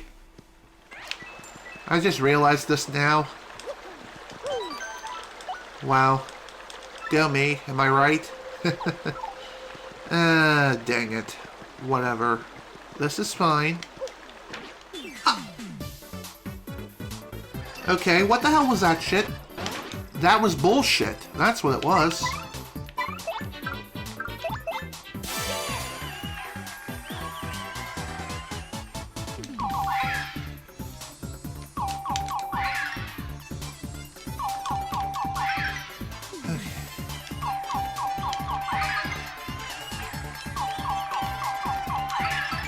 Hopefully this will be enough to finish at least 2 out of 3 of these damn things off.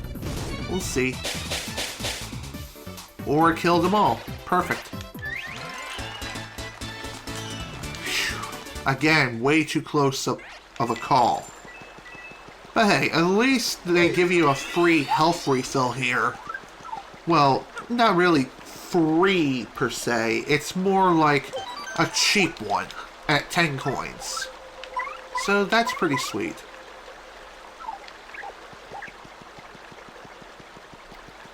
So anyway, in order to reach our next destination, or the next switch we need to activate, we're going to need to do this. Okay.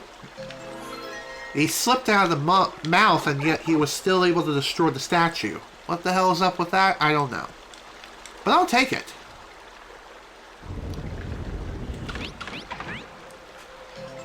Cool. So the center platform is now available for access. However, there's not really a whole lot we can do in that room yet, believe it or not. Instead, we actually need to proceed a little bit further into the Palace of Shadow. So that's going to be fun.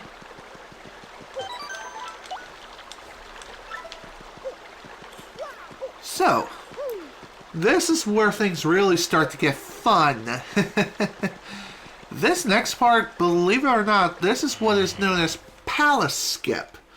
Basically, you do a very complex series of steps to essentially glitch under the floor and reach the next loading zone.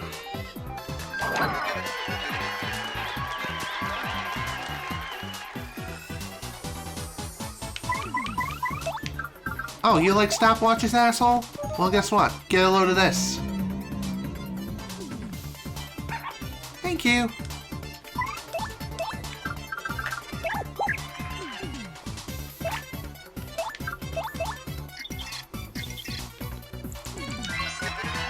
That's a dark wizard.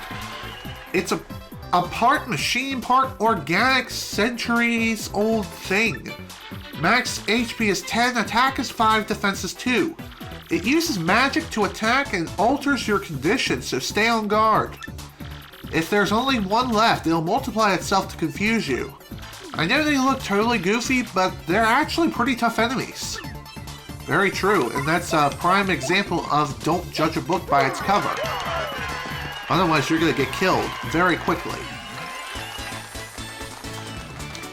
Wow, 1 star point away from leveling up again. Fantastic. Thankfully, there should be another area or another enemy that should be able to fit the bill nicely relatively soon. Or you. That works too.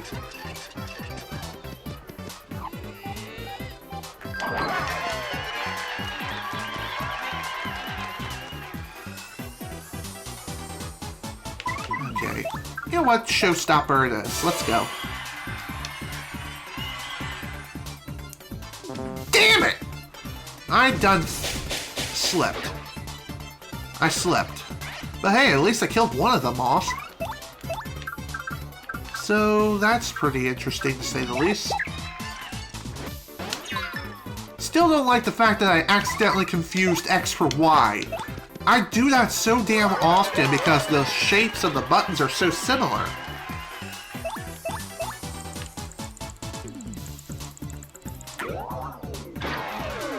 Well, that was unexpected.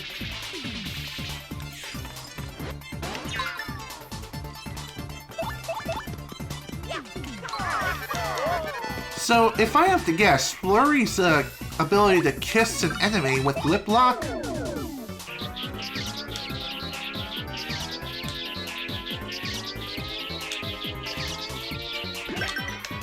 This ability pierces defenses, so that's pretty sweet. Here we go, folks. Another level up. Perfect. Time to equip some new badges.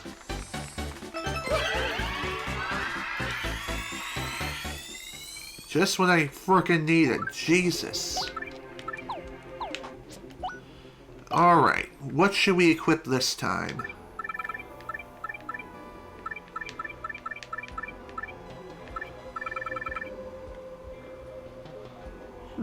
Double Dip may not be a bad badge to equip, but really, nah. Let's see here.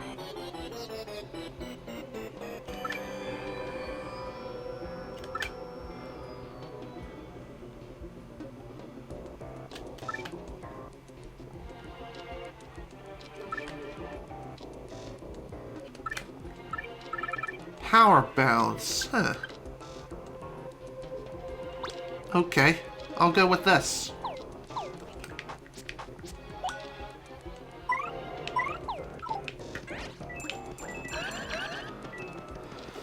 Alright, so what Power Bounce will do is you activate the ability and you continuously jump on top of enemies again and again. And you just keep going until you either hit a hard cap or until you miss the action command.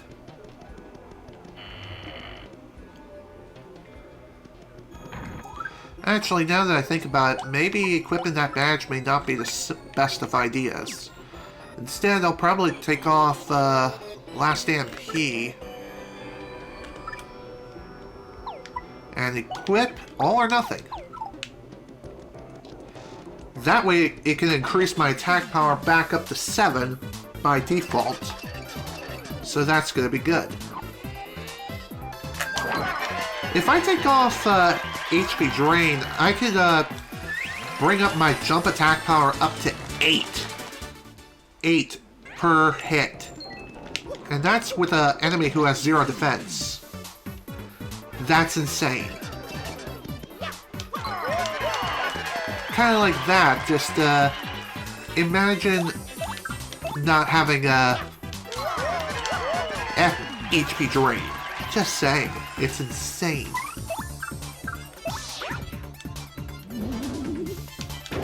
God damn it.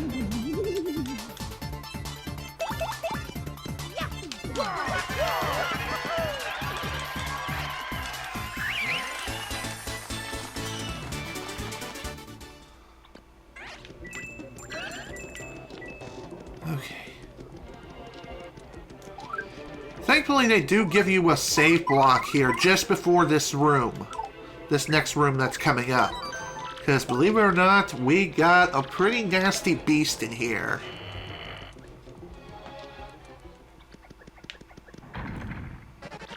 Who are you? Whoa, it's another dragon!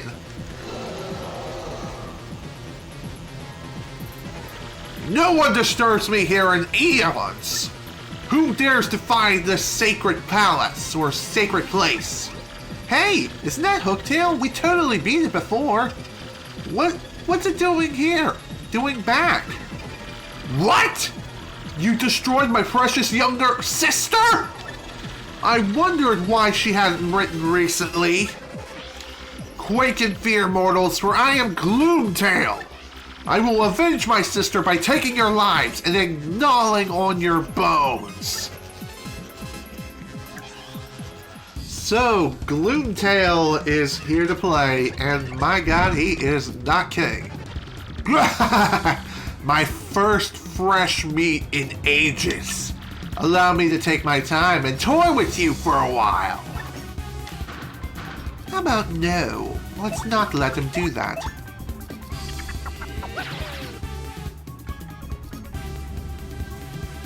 Damn it, I missed! Ow. That totally wasn't fair. That's Gloomtail. I think he's Hooktail's brother. I see the family resemblance. Max HP is 80, attack is 8, defense is 2.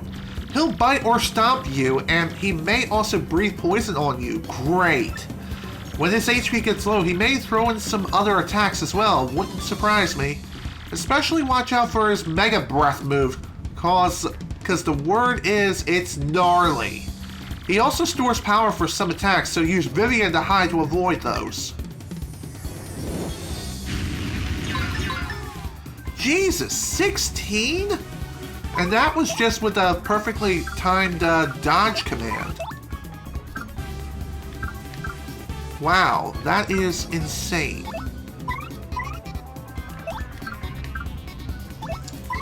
What to do here? I basically have no healing items left, so I'm basically all but boned.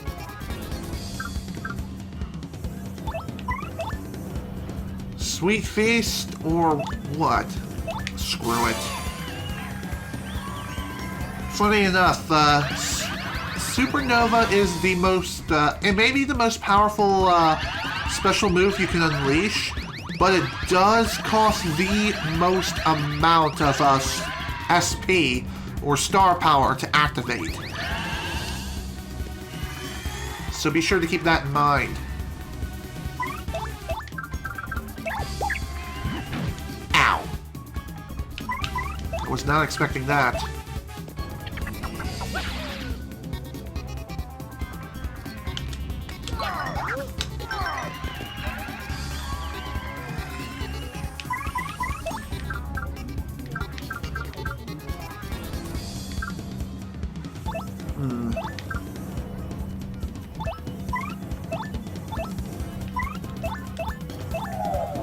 Well, Mario's pretty much dead. All because I kept him in front by mistake.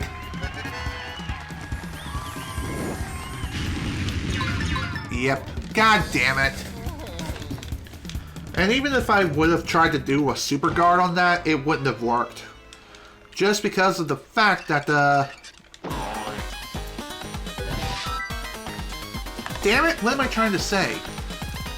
Because it is a breath attack, I think if you mod the game to make it so you super guard against everything, that attack in particular, if you try to super guard against it, it's an instant game over. I think. I could be wrong, but I'm pretty sure that is how it works. Maybe that's all only applies for the super boss. I'm not 100% sure on that. But regardless, it is something worth pointing out. One thing I'm kind of wondering right now is if I go back to the main area, the main center room to heal up, will it respawn all the enemies that are in these hallways here? And will the chain chomps respawn too? I think that those guys will respawn, considering it was a different room? I don't know. We'll find out now. And, okay, they're still gone. Good. I am happy to see that the price for this healing block is relatively cheap at only 10 coins. As if it was anything super expensive, we would be in some serious trouble here.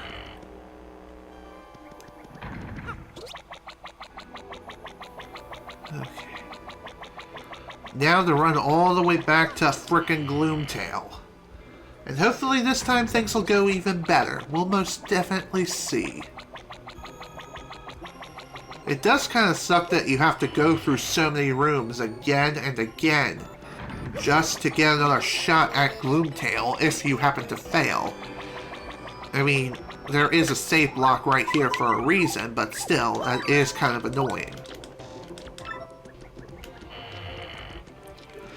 Also, I've just noticed there's this glitchy texture that's underneath of that door. Not sure why that is.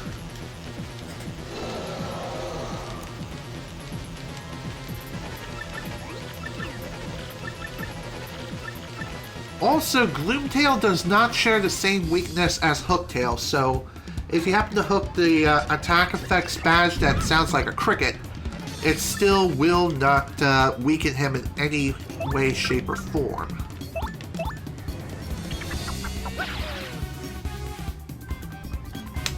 I did it again!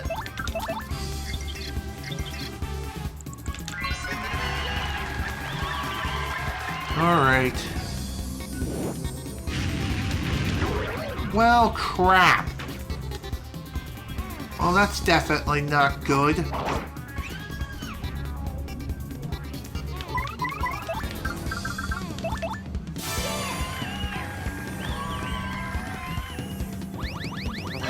Come on, man! Why does a poison mushroom have to appear as soon as I start throwing shit? So dumb. And I always hit every single one, I swear to God.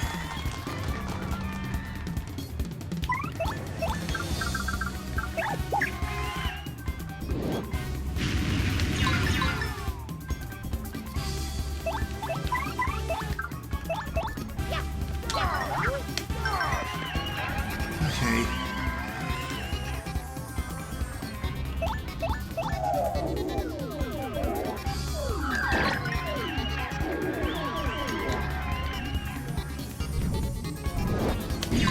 Ow.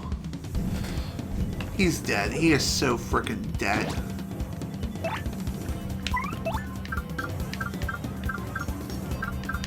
I thought I had another slow shroom, but I don't even have that going for me. That's really bad.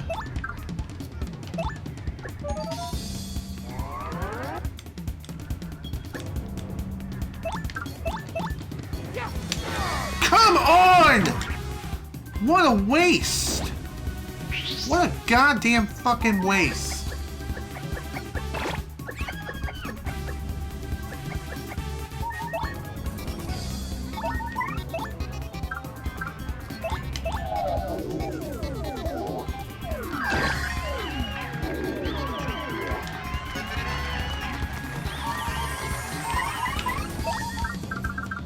God damn it. Can't do another sweet feast. We're so freaking done for.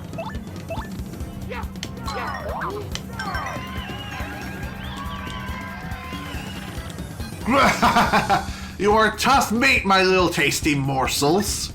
But how will you fare against this?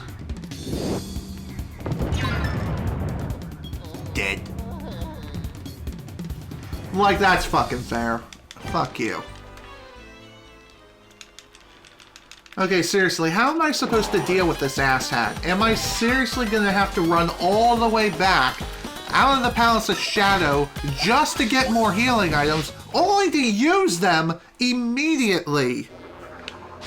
Just to get past this asshat. Or get past everyone whom I fought up to this point. I might have to. I may not have much of a choice in the matter. So dumb. This is what I mean about being prepared. If you use your healing items far too early throughout the dungeon, you might as well just say screw it and reset. No, we're not soft locked. It's just running all the way back to Rougeport now is an inconvenience. God damn it, what a waste.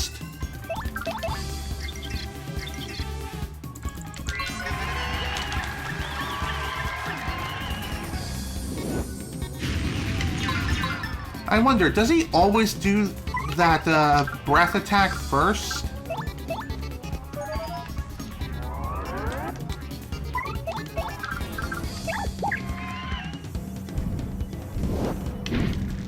God damn it. What a waste.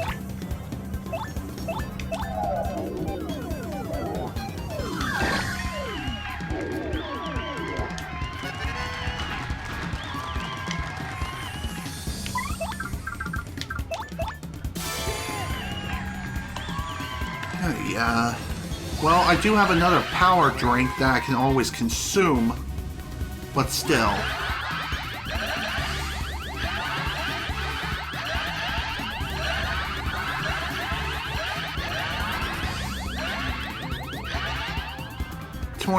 At least this will protect me against one attack.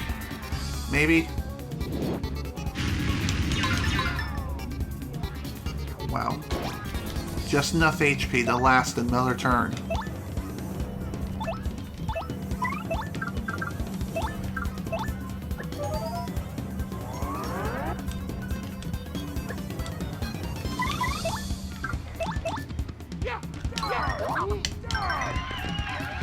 By the way, the effects of a power drink do not stack on top of each other. So be sure to keep that in mind.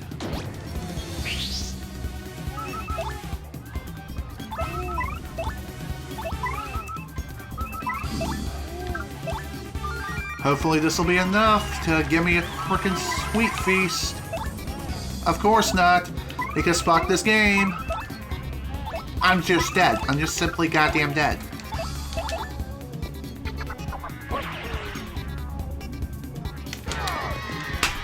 Yep. Just fuck me. I have no choice. I have to run all the way back to Rougeport. I have to run all the way to Rougeport. I gotta get more items. I have to get more fucking items. I don't have a choice. God, this is so freaking stupid that I have to run all the way back there after traversing so freaking far. Thankfully, though, most of the enemies have been cleared out completely, so hopefully there's no respawning bullshit, and we should hopefully maybe get through this without too much of a problem. Maybe, we don't know yet. And thankfully, the mid-boss whom we fought up to this point really isn't, he's not going to be respawning here anytime soon or ever again. The one thing to keep in mind, though, is despite the fact that he is technically a mid-boss here, he will appear again elsewhere in one extra area that technically we could have taken on a long time ago if we so desired, but we're not doing that now, obviously.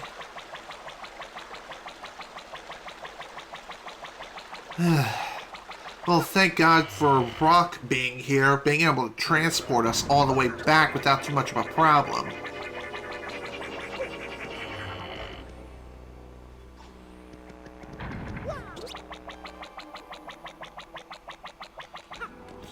I still hate the fact that we have to go all the way back there now and waste about 20-30 minutes just to get all the way back to Rougeport and then get back to where we were all over again. Plus, all the enemies are going to respawn upon leaving this place, which is so freaking stupid. Again, it's just I used my items far too early. Maybe I'm under-leveled for this place. Of course, double pain does play a major factor into this, but again, that's all part of the playthrough and part of the fun.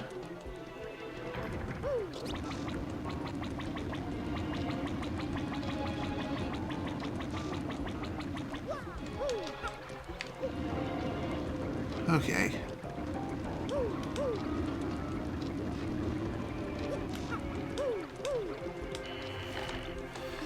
Still annoying that... Ow. God damn it. That's what happens when I try to rush through things.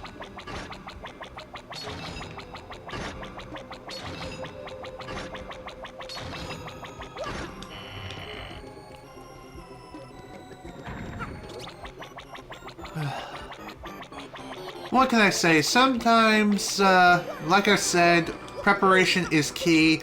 And clearly, I was not prepared for anything at all.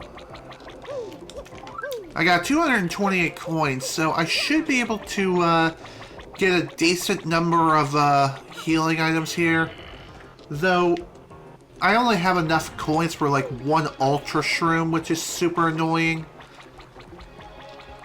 And I find that incredibly lame. But, I can make a Jelly Ultra out of it. And that's really the best I can do. Honestly, I feel like it would be more effective if I just put my money towards other things elsewhere.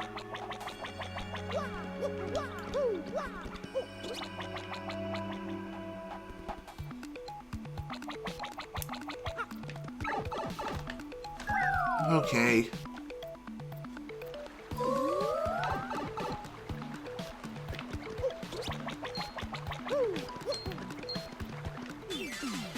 Okay, let's get this over with. Like I said, we will be getting some additional experience here, which is nice.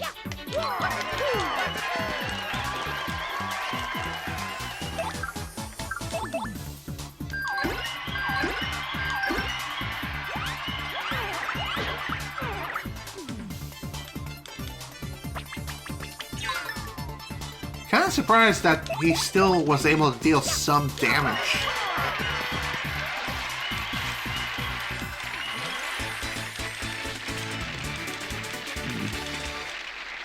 Wow, it's basically gotten to the point now that even Bowser's troops aren't producing any star points. It's kind of sad.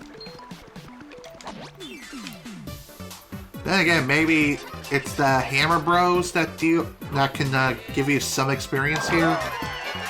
Just the Magic Koopas, or no.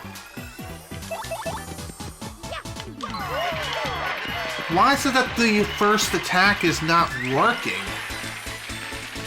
They're at a point where they are not producing any star points anymore whatsoever, so what the hell? I guess because they're not considered weak enough yet? Maybe if I go up one more level, maybe I will, I don't know. Your guess is as good as mine. Actually, speaking of Jelly Ultras, it's probably a good idea to just pull out all of my Jelly Ultras that I have. That I had stored up. I was going to save them for, like, the final, obstacle or extra area that we have to go through yet, but it looks like I'm gonna have to pull it out early. I'm gonna have to pull them out much earlier than I originally anticipated.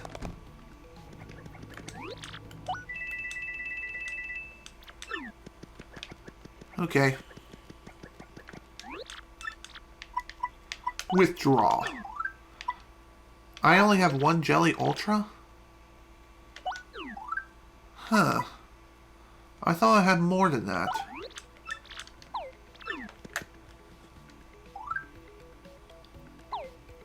Oh well. At least they'll give me a second one. I guess the reason why I thought I had more than I actually had was because I was using my Ultra Shrooms like almost immediately after getting them. Just because of, well, circumstances. Bad circumstances, what more can I say? One thing's for sure, I definitely want to try to finish up this chapter today. But I don't know if that's going to happen now. But we'll have to wait and see.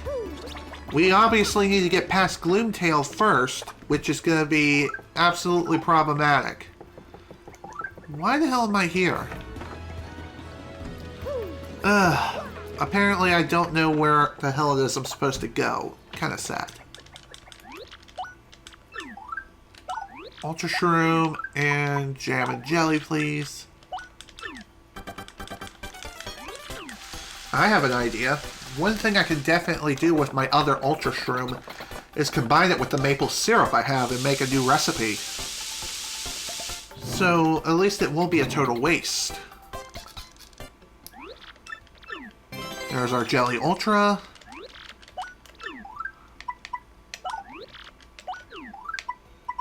And maple syrup.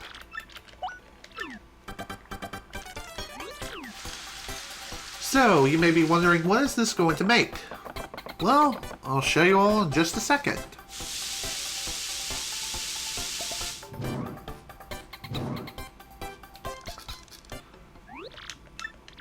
It is a Maple Ultra. A dessert made by Zesty replenishes 50 HP and 10 FP. So you basically combine the two together. So that's pretty nice. Although you have to buy Ultra Shrooms out the ass in order to get every single entry when it comes to like the Ultra Shroom and using them. And using them for recipes. So that's something. That is definitely something worth noting. And it's not just with Ultra Shrooms either. You can actually combine mushrooms and I believe maple syrup or honey syrup together and get something really special. Well, not that special. It's more like a combination between those two items. So, again, pretty nice. Honey syrup and mushroom.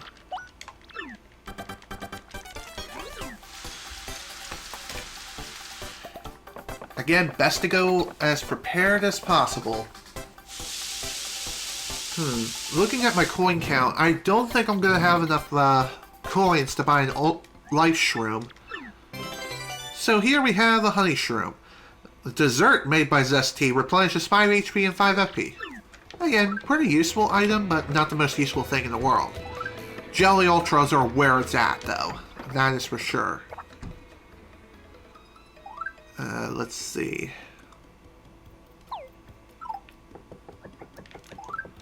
Yeah, I got 37 coins. I could sell something here. Get a few extra. So, let's sell the Ruin Powder. Not like I'm going to be using this anytime soon.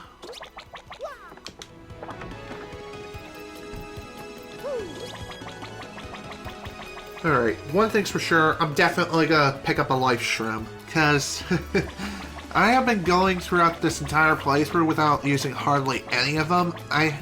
Granted, I did use a few of them. But, god damn it. 50 coins. I'm gonna have to sell something else. Power Punch.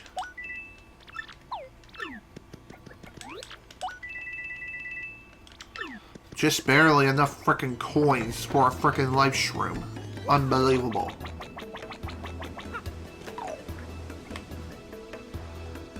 Okay. that should be good enough when it comes to healing items for the time being. And it's not like I can really get any more for like 1 coin. Again, at least this gives us the opportunity to farm a few more coins, or farm some more coins, enough to a point where we should have enough by the time we get back to Bonetail, or not Bonetail, I meant Gloomtail. I'm confusing that for someone else entirely. Jesus, I suck. Alright, back into the Palace of Shadows we go. Because my god, this place has been absolute hell.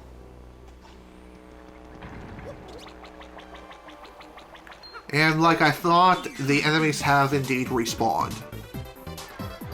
But hey, at least this means we'll get more experience out of this. God damn it. Rock should be able to finish off the frickin' Swoopula, no problem.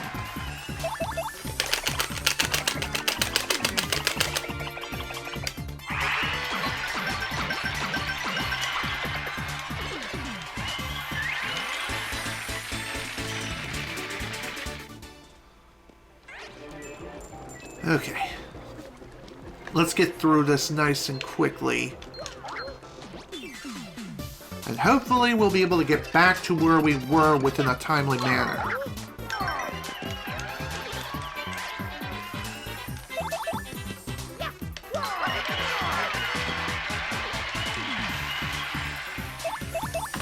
Some of you may be wondering, why is it that I still have HP drain on in the first place?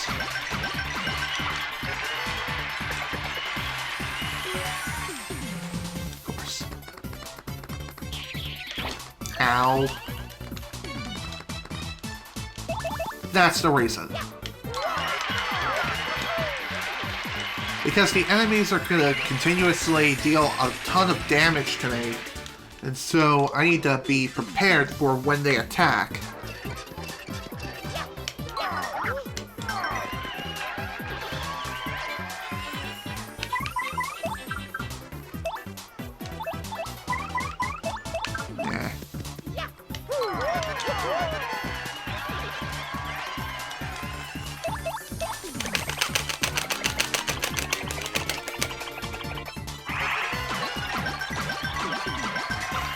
Don't I have Timing Tutor on?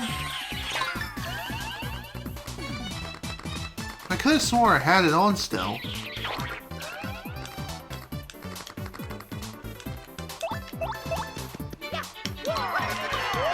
Of course, I can always just go and run past people. And honestly, that's not a bad idea, but...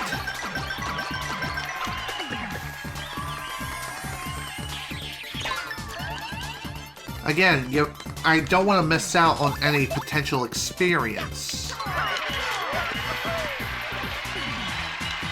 Although at this point I may not have a choice but to run, otherwise I'm going to have to end up using an item earlier on than I was originally anticipating. Dizzy Dial. Like that's really going to be of any use at this point.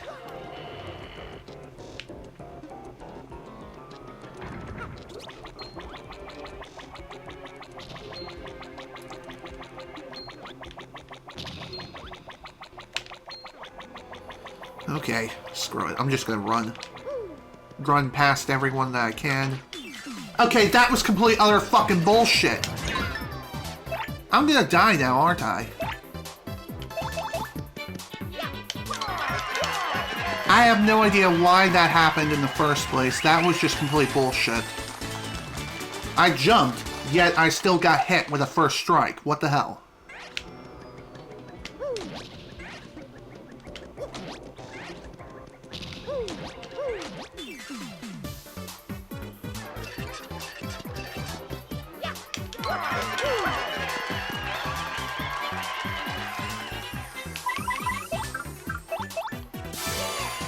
Alright, let's try to get rid of these guys as quickly as possible.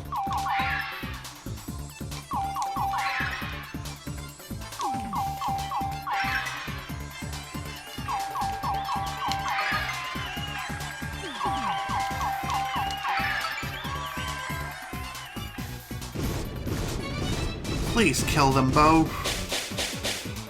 Thank you. I did not want to deal with them at all.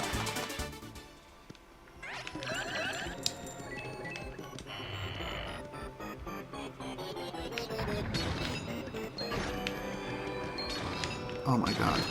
Freaking bat. Go away.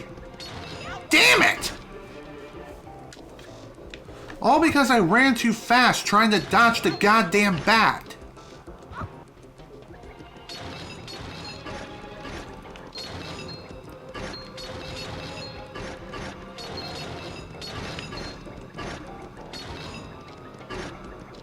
There we go. Jesus.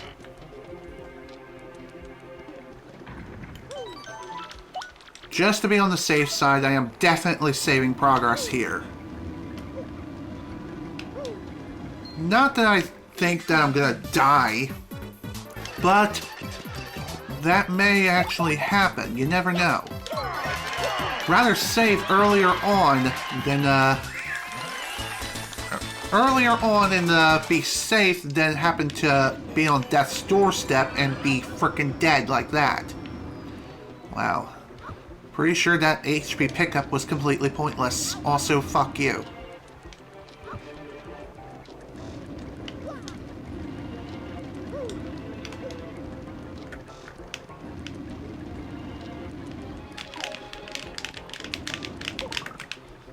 I wonder... Okay, that works.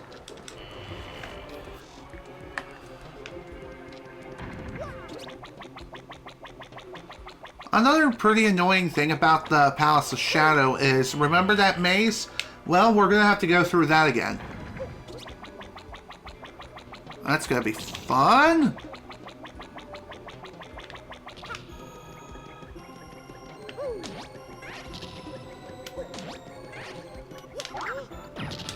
God damn it.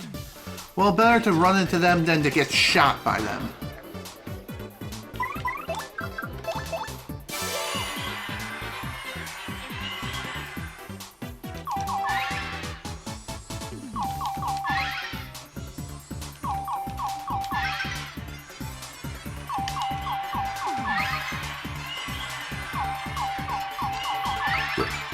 Ooh, excuse me. Again, apologies that this is taking so long. This is what happens when you come unprepared. You have to run like a frickin' coward. Also, what the fuck? How? How? Seriously, how the fuck?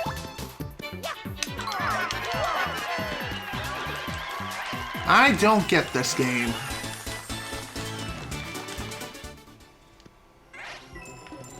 Clearly, there was no bullet bill there whatsoever. Do I seriously have to use a healing item already? That looks like a yes.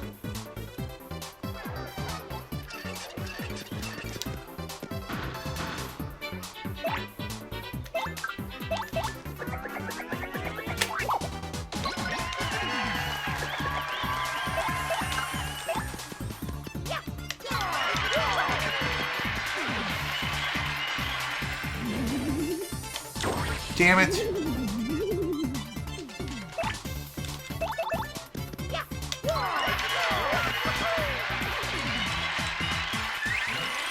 Come on, let's go. Let's get moving. We don't have all the time in the world, as much as I hate to admit it.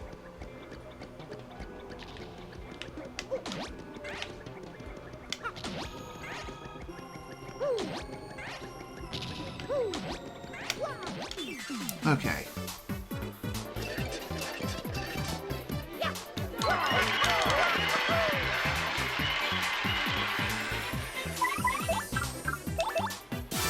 Get rid of them nice and quickly, hopefully, please.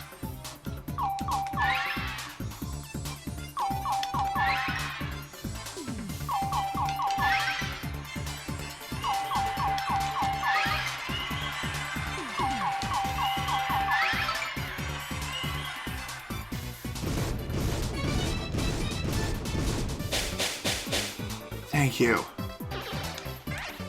I did not want to deal with these bastards at this point in time.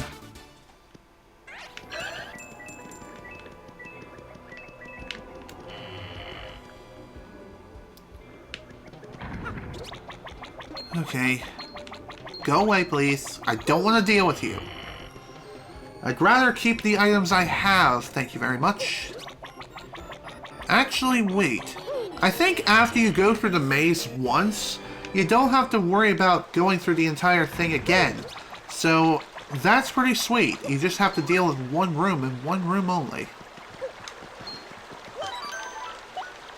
And also, thankfully, these chain chomps are restrained enough to where, oh, come on, game, really? I don't know how I'm alive right now, but I'll take it.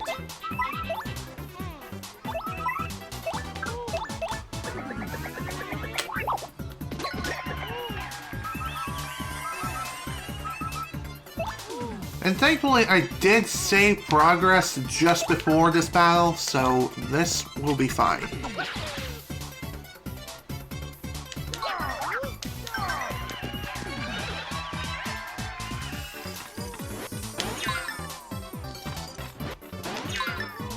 Even if I would kick the bucket here, it won't be that big of a deal. It's annoying, yes, but at least we're alive. Okay, weird frame drops much? Okay.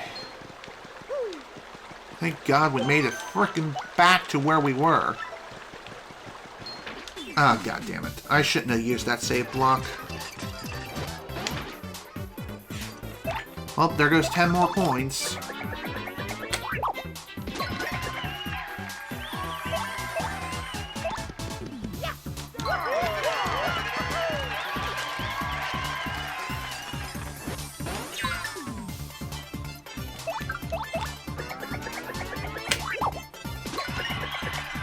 Hopefully I can get a couple more coins out of this.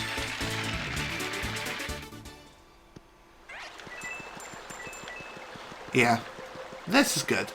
At least I got some of the coins back. So at least the cost of refilling my health again wasn't that extreme.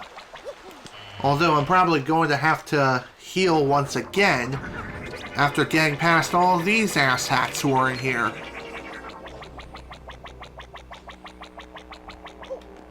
And there's quite a number of enemies in here too, so that's really damn annoying. Damn it. Was not expecting a frickin' chain chomp.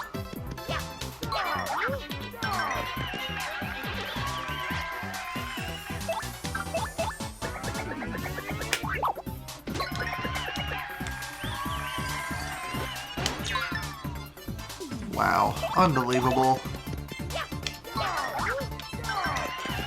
Unbelievable.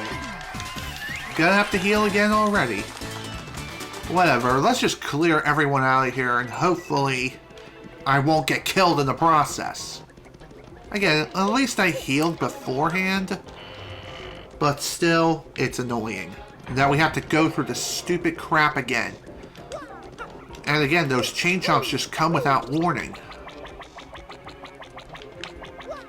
That's the annoying thing.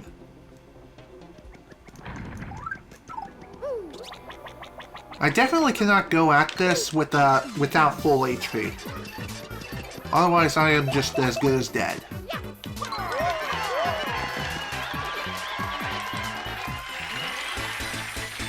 At least good as dead on the first turn. God damn it.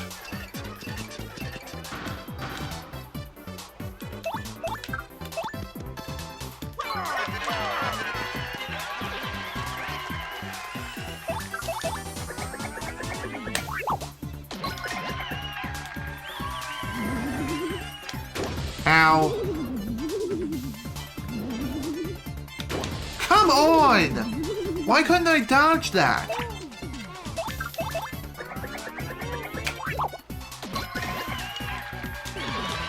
Yeah, I'm so dead.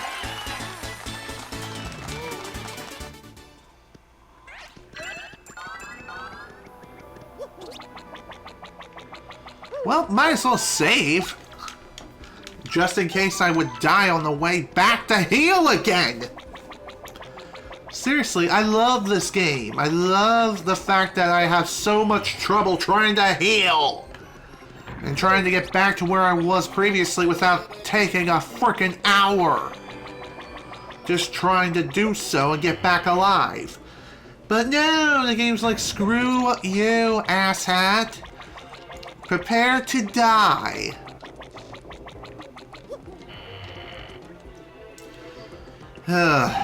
This is definitely the hardest dungeon for a reason. Even without double pain, it can still be very difficult to get through here. But double pain just makes things so much worse. But hey, at least that's, again, all part of the fun.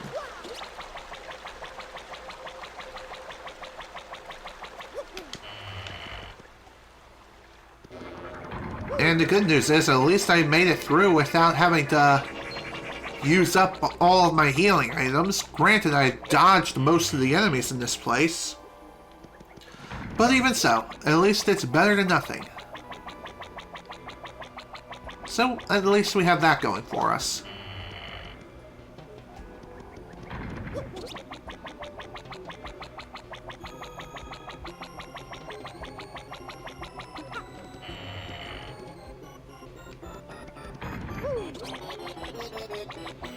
Okay. Again, thankfully it's just that one asshat, and we don't have to worry about him ever again. Because once we're done here, we should get enough star points to level up again and fully heal ourselves. So, let's get this tally entry and get ready for a frickin' brawl of a lifetime.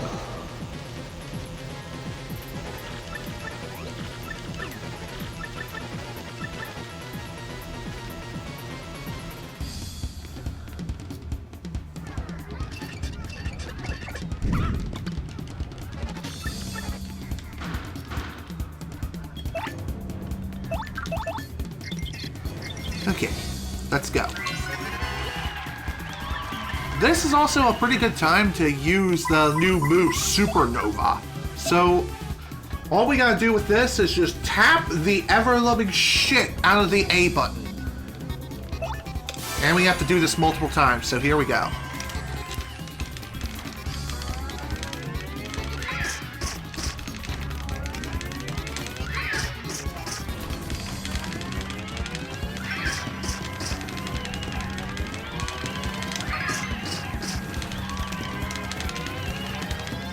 There we go.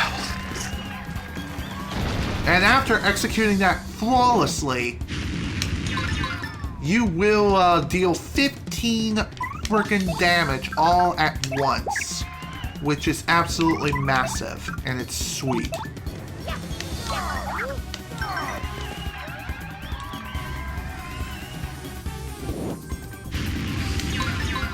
Seriously? Why?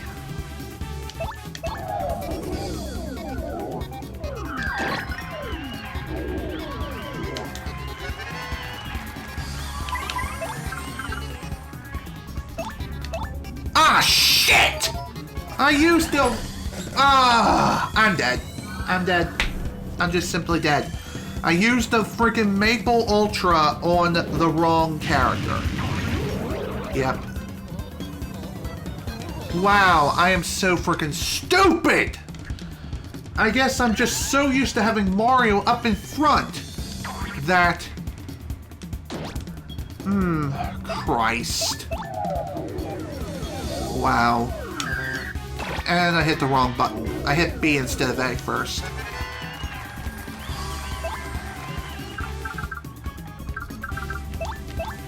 Just for shits and giggles.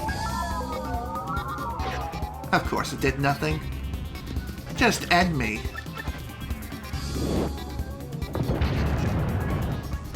$22 damage.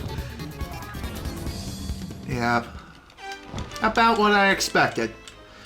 Especially after wasting that item. I just wanted to die, honestly. I wanted to redo that fight. Because there was no way I would have been able to continue fighting if I would have, I don't even know. Of course, I could have used the Jelly Ultra on myself, but knowing my luck, I probably would have just slipped up again and gave it to the wrong goddamn character. Welcome to the play session where we just fight Gloomtail for the entire frickin' hour.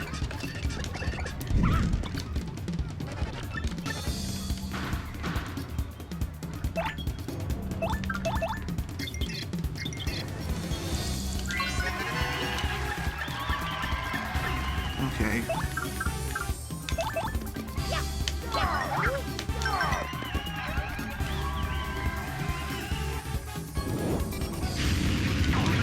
God damn it.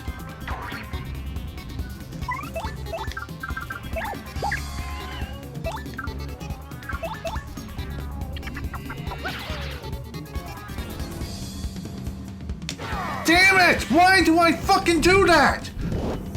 It's because freaking Gloomtail is so damn high in the goddamn air. He is so high in the air, I can't freaking hit him.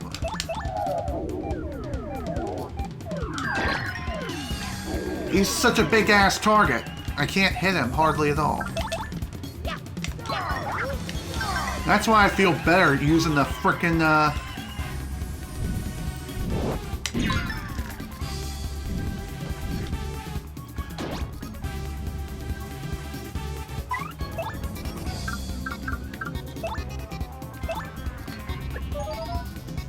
Definitely need to keep her alive as much as possible.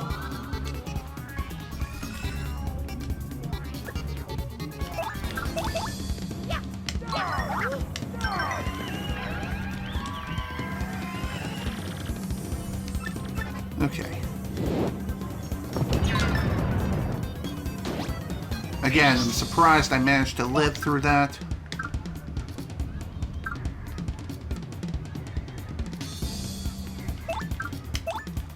Let's go with Maple Ultra. Might as well fully heal while we can.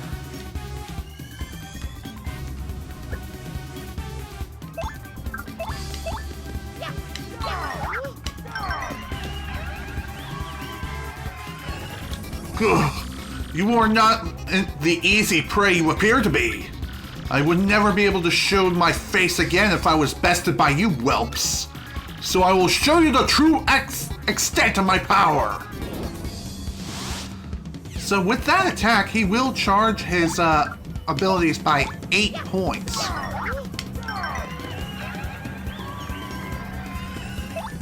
This is why Vivian is required. Mega Breath!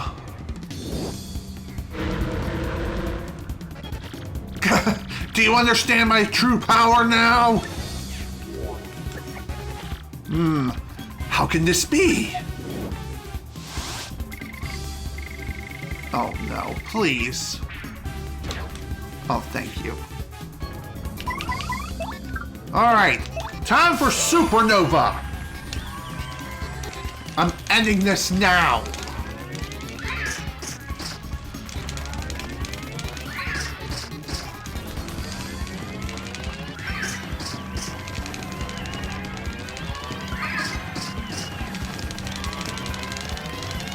There we go.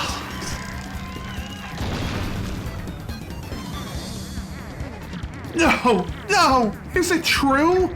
Can I expire? Whew! Jesus Christ on a goddamn bicycle. It's finally over. My God, that was a massive pain in the ass. But hey, at least we finally are through Gloomtail. He is finally done.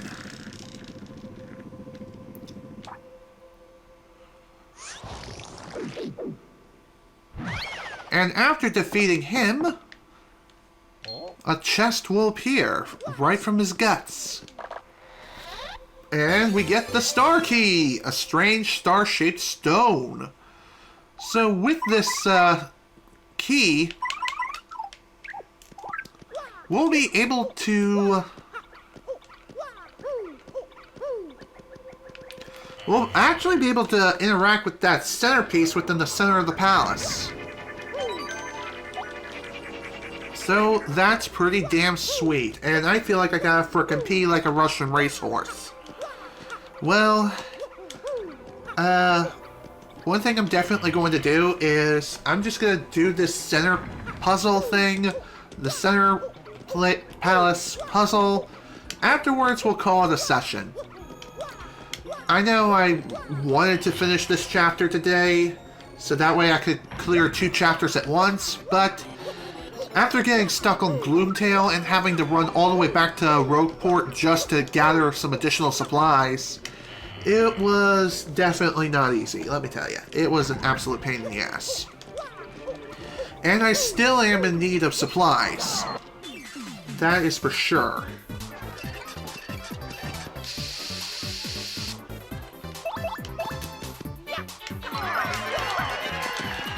However, I should be able to, I think I may actually gather additional supplies off-screen, so that way you don't have to sit through the entire trip again. In fact, I may actually go and grind within one location in particular, if I possibly can.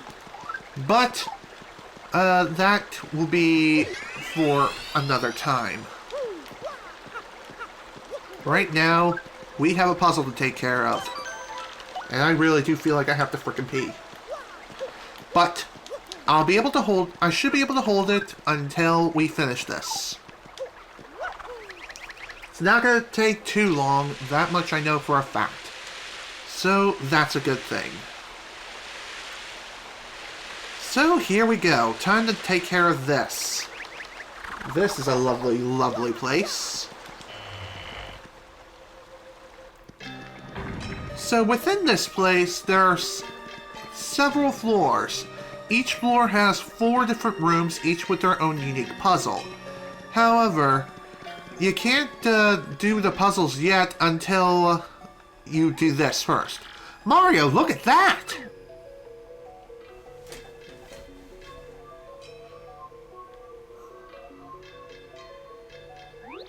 It's totally huge! What is it, you think? Well, let's find out.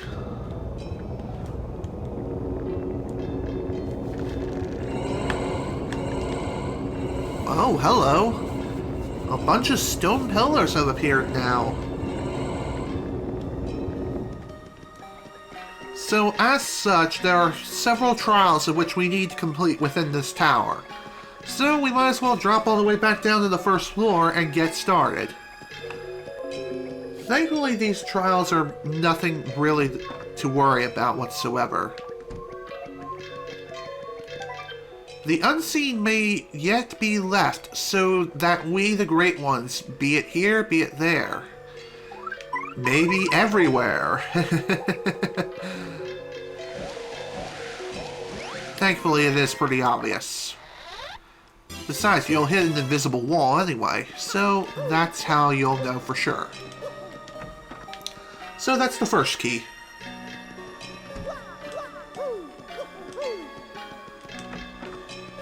On to the second. All you see isn't all there be. Stones have power of stars. Touch it and pass through it.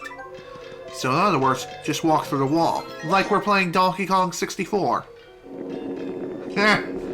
Funny.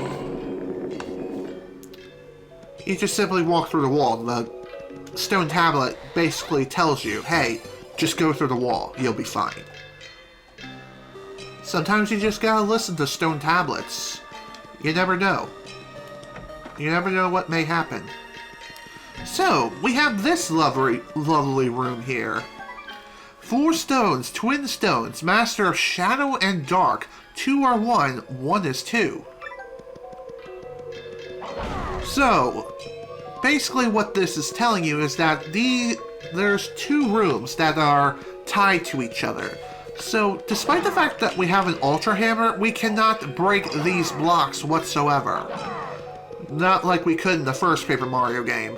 So, why that is, I don't know. And funny enough, this is the only place that they appear in. So, because of that, we have to essentially go through two different rooms, 2 different times. So, let's try this one. Beyond, beyond, beyond. Complete all 7 before.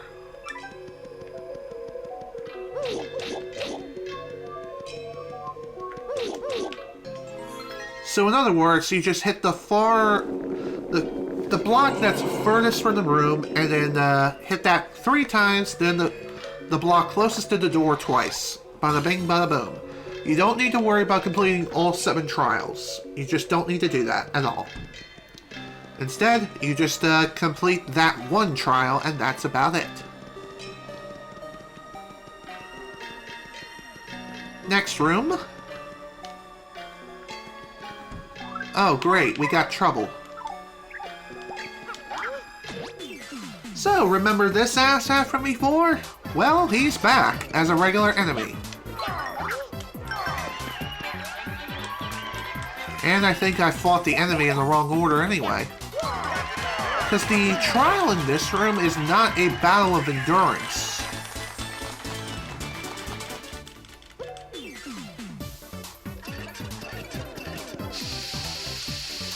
Rather, it's more of a battle of wits and knowledge.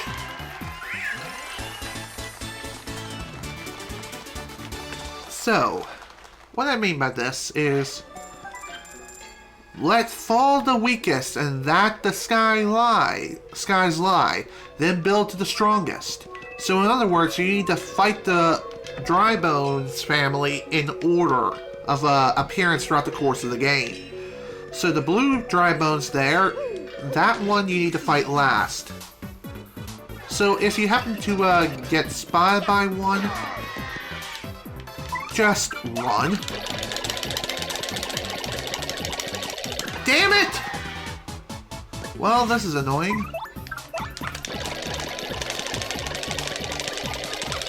Thank you.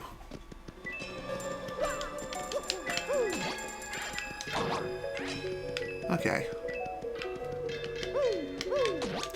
Thank you. It can be kind of difficult to get past some of these Dry Bones that are just lying around. But thankfully, once you end up getting past them, so long as you have the first attack badge equipped, then you'll be able to just clear this room without too much of an issue. Hell, you could also use this room technically to farm on these guys for a little bit of time. Primarily with this asshat here. Granted, he doesn't give you very many star points, but it is something to say the least. So there we go. That's another trial cleared.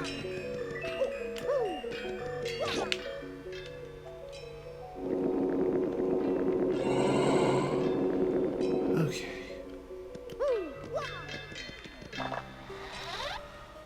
There we go. Another palace key is ours. Though I do wonder, why is it that a regular chest just simply didn't appear? I have no clue. It's dumb. So, just like with the previous room before it, we have more stone blocks, which were previously red super blocks. In which case, we just go back we just go and smash the blocks like we normally would. Except the red one, obviously. So, now that red block should turn into a stone block within this room right here, which is its twin, and boom. There we go. That's the first part. Now we just have to head back up to that same room on the 2nd floor and just do it again. Hit the other block and grab its key too. Okay, Okay.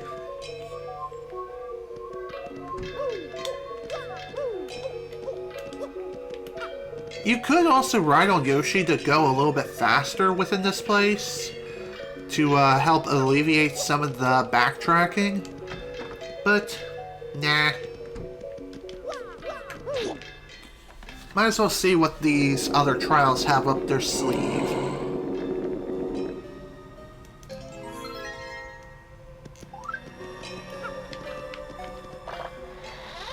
Alright, another palace key added to the collection.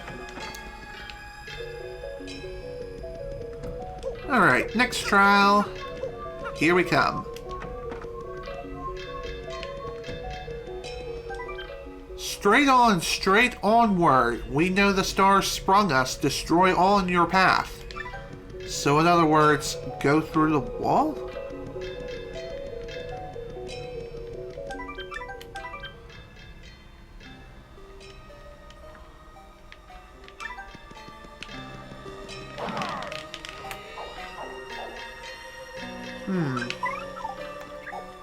This is a weird one. Oh, never mind. That's how you're supposed to complete that trial. Bobbery. Makes sense.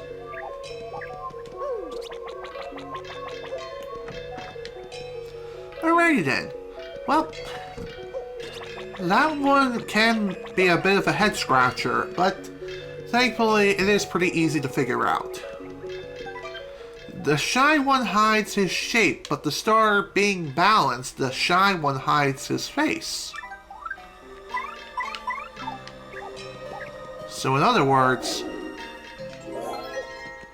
vanish yourself from existence for about a second, in which case the exclamation block will appear and bada bing, bada boom. Final palace key. There we go, folks. That's all 7 palace keys. That is sweet. Alright, time to insert them all. So here's number 1, number 2. Count with me, folks. Number 3. Here's 4. Number 5. Number 6.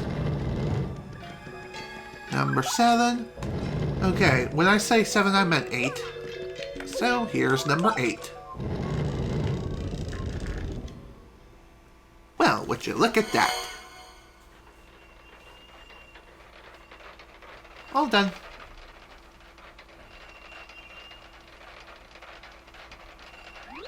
Whoa! It's moving! Whoa! There's something else going on. Huh? What?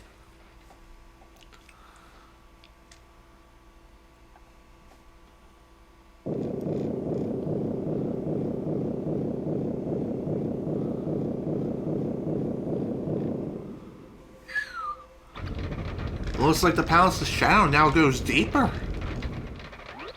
What was that? Well, that is something we're definitely going to be investigating, but not in this session. The reason why is because the second part of this dungeon is going to be rather annoying to get through. Let me tell you. And besides, we are well over 3 hours at this point, and I am going to call it a day here. This is a good stopping point too, considering that we still have a ways to go within the Palace of Shadows. Plus, we have some very, very powerful enemies that are going to be awaiting us really soon. I just wasted my money. Dang it. You know what? Whatever. This is fine. I'm okay with this. So with that, I'm going to go ahead and end things here. This is General Snivy with the Paper Mario The 1000-Year Door playthrough. Thank you all so much for watching, and if you were able to attend the live stream live, thank you for attending. Next time, the second half of the Palace of Shadows. And hopefully we'll be able to rescue Princess Peach before it's too late. Oh boy, this is going to be fun. Once again, thank you all so much for watching. Hope you all enjoyed. See you all later.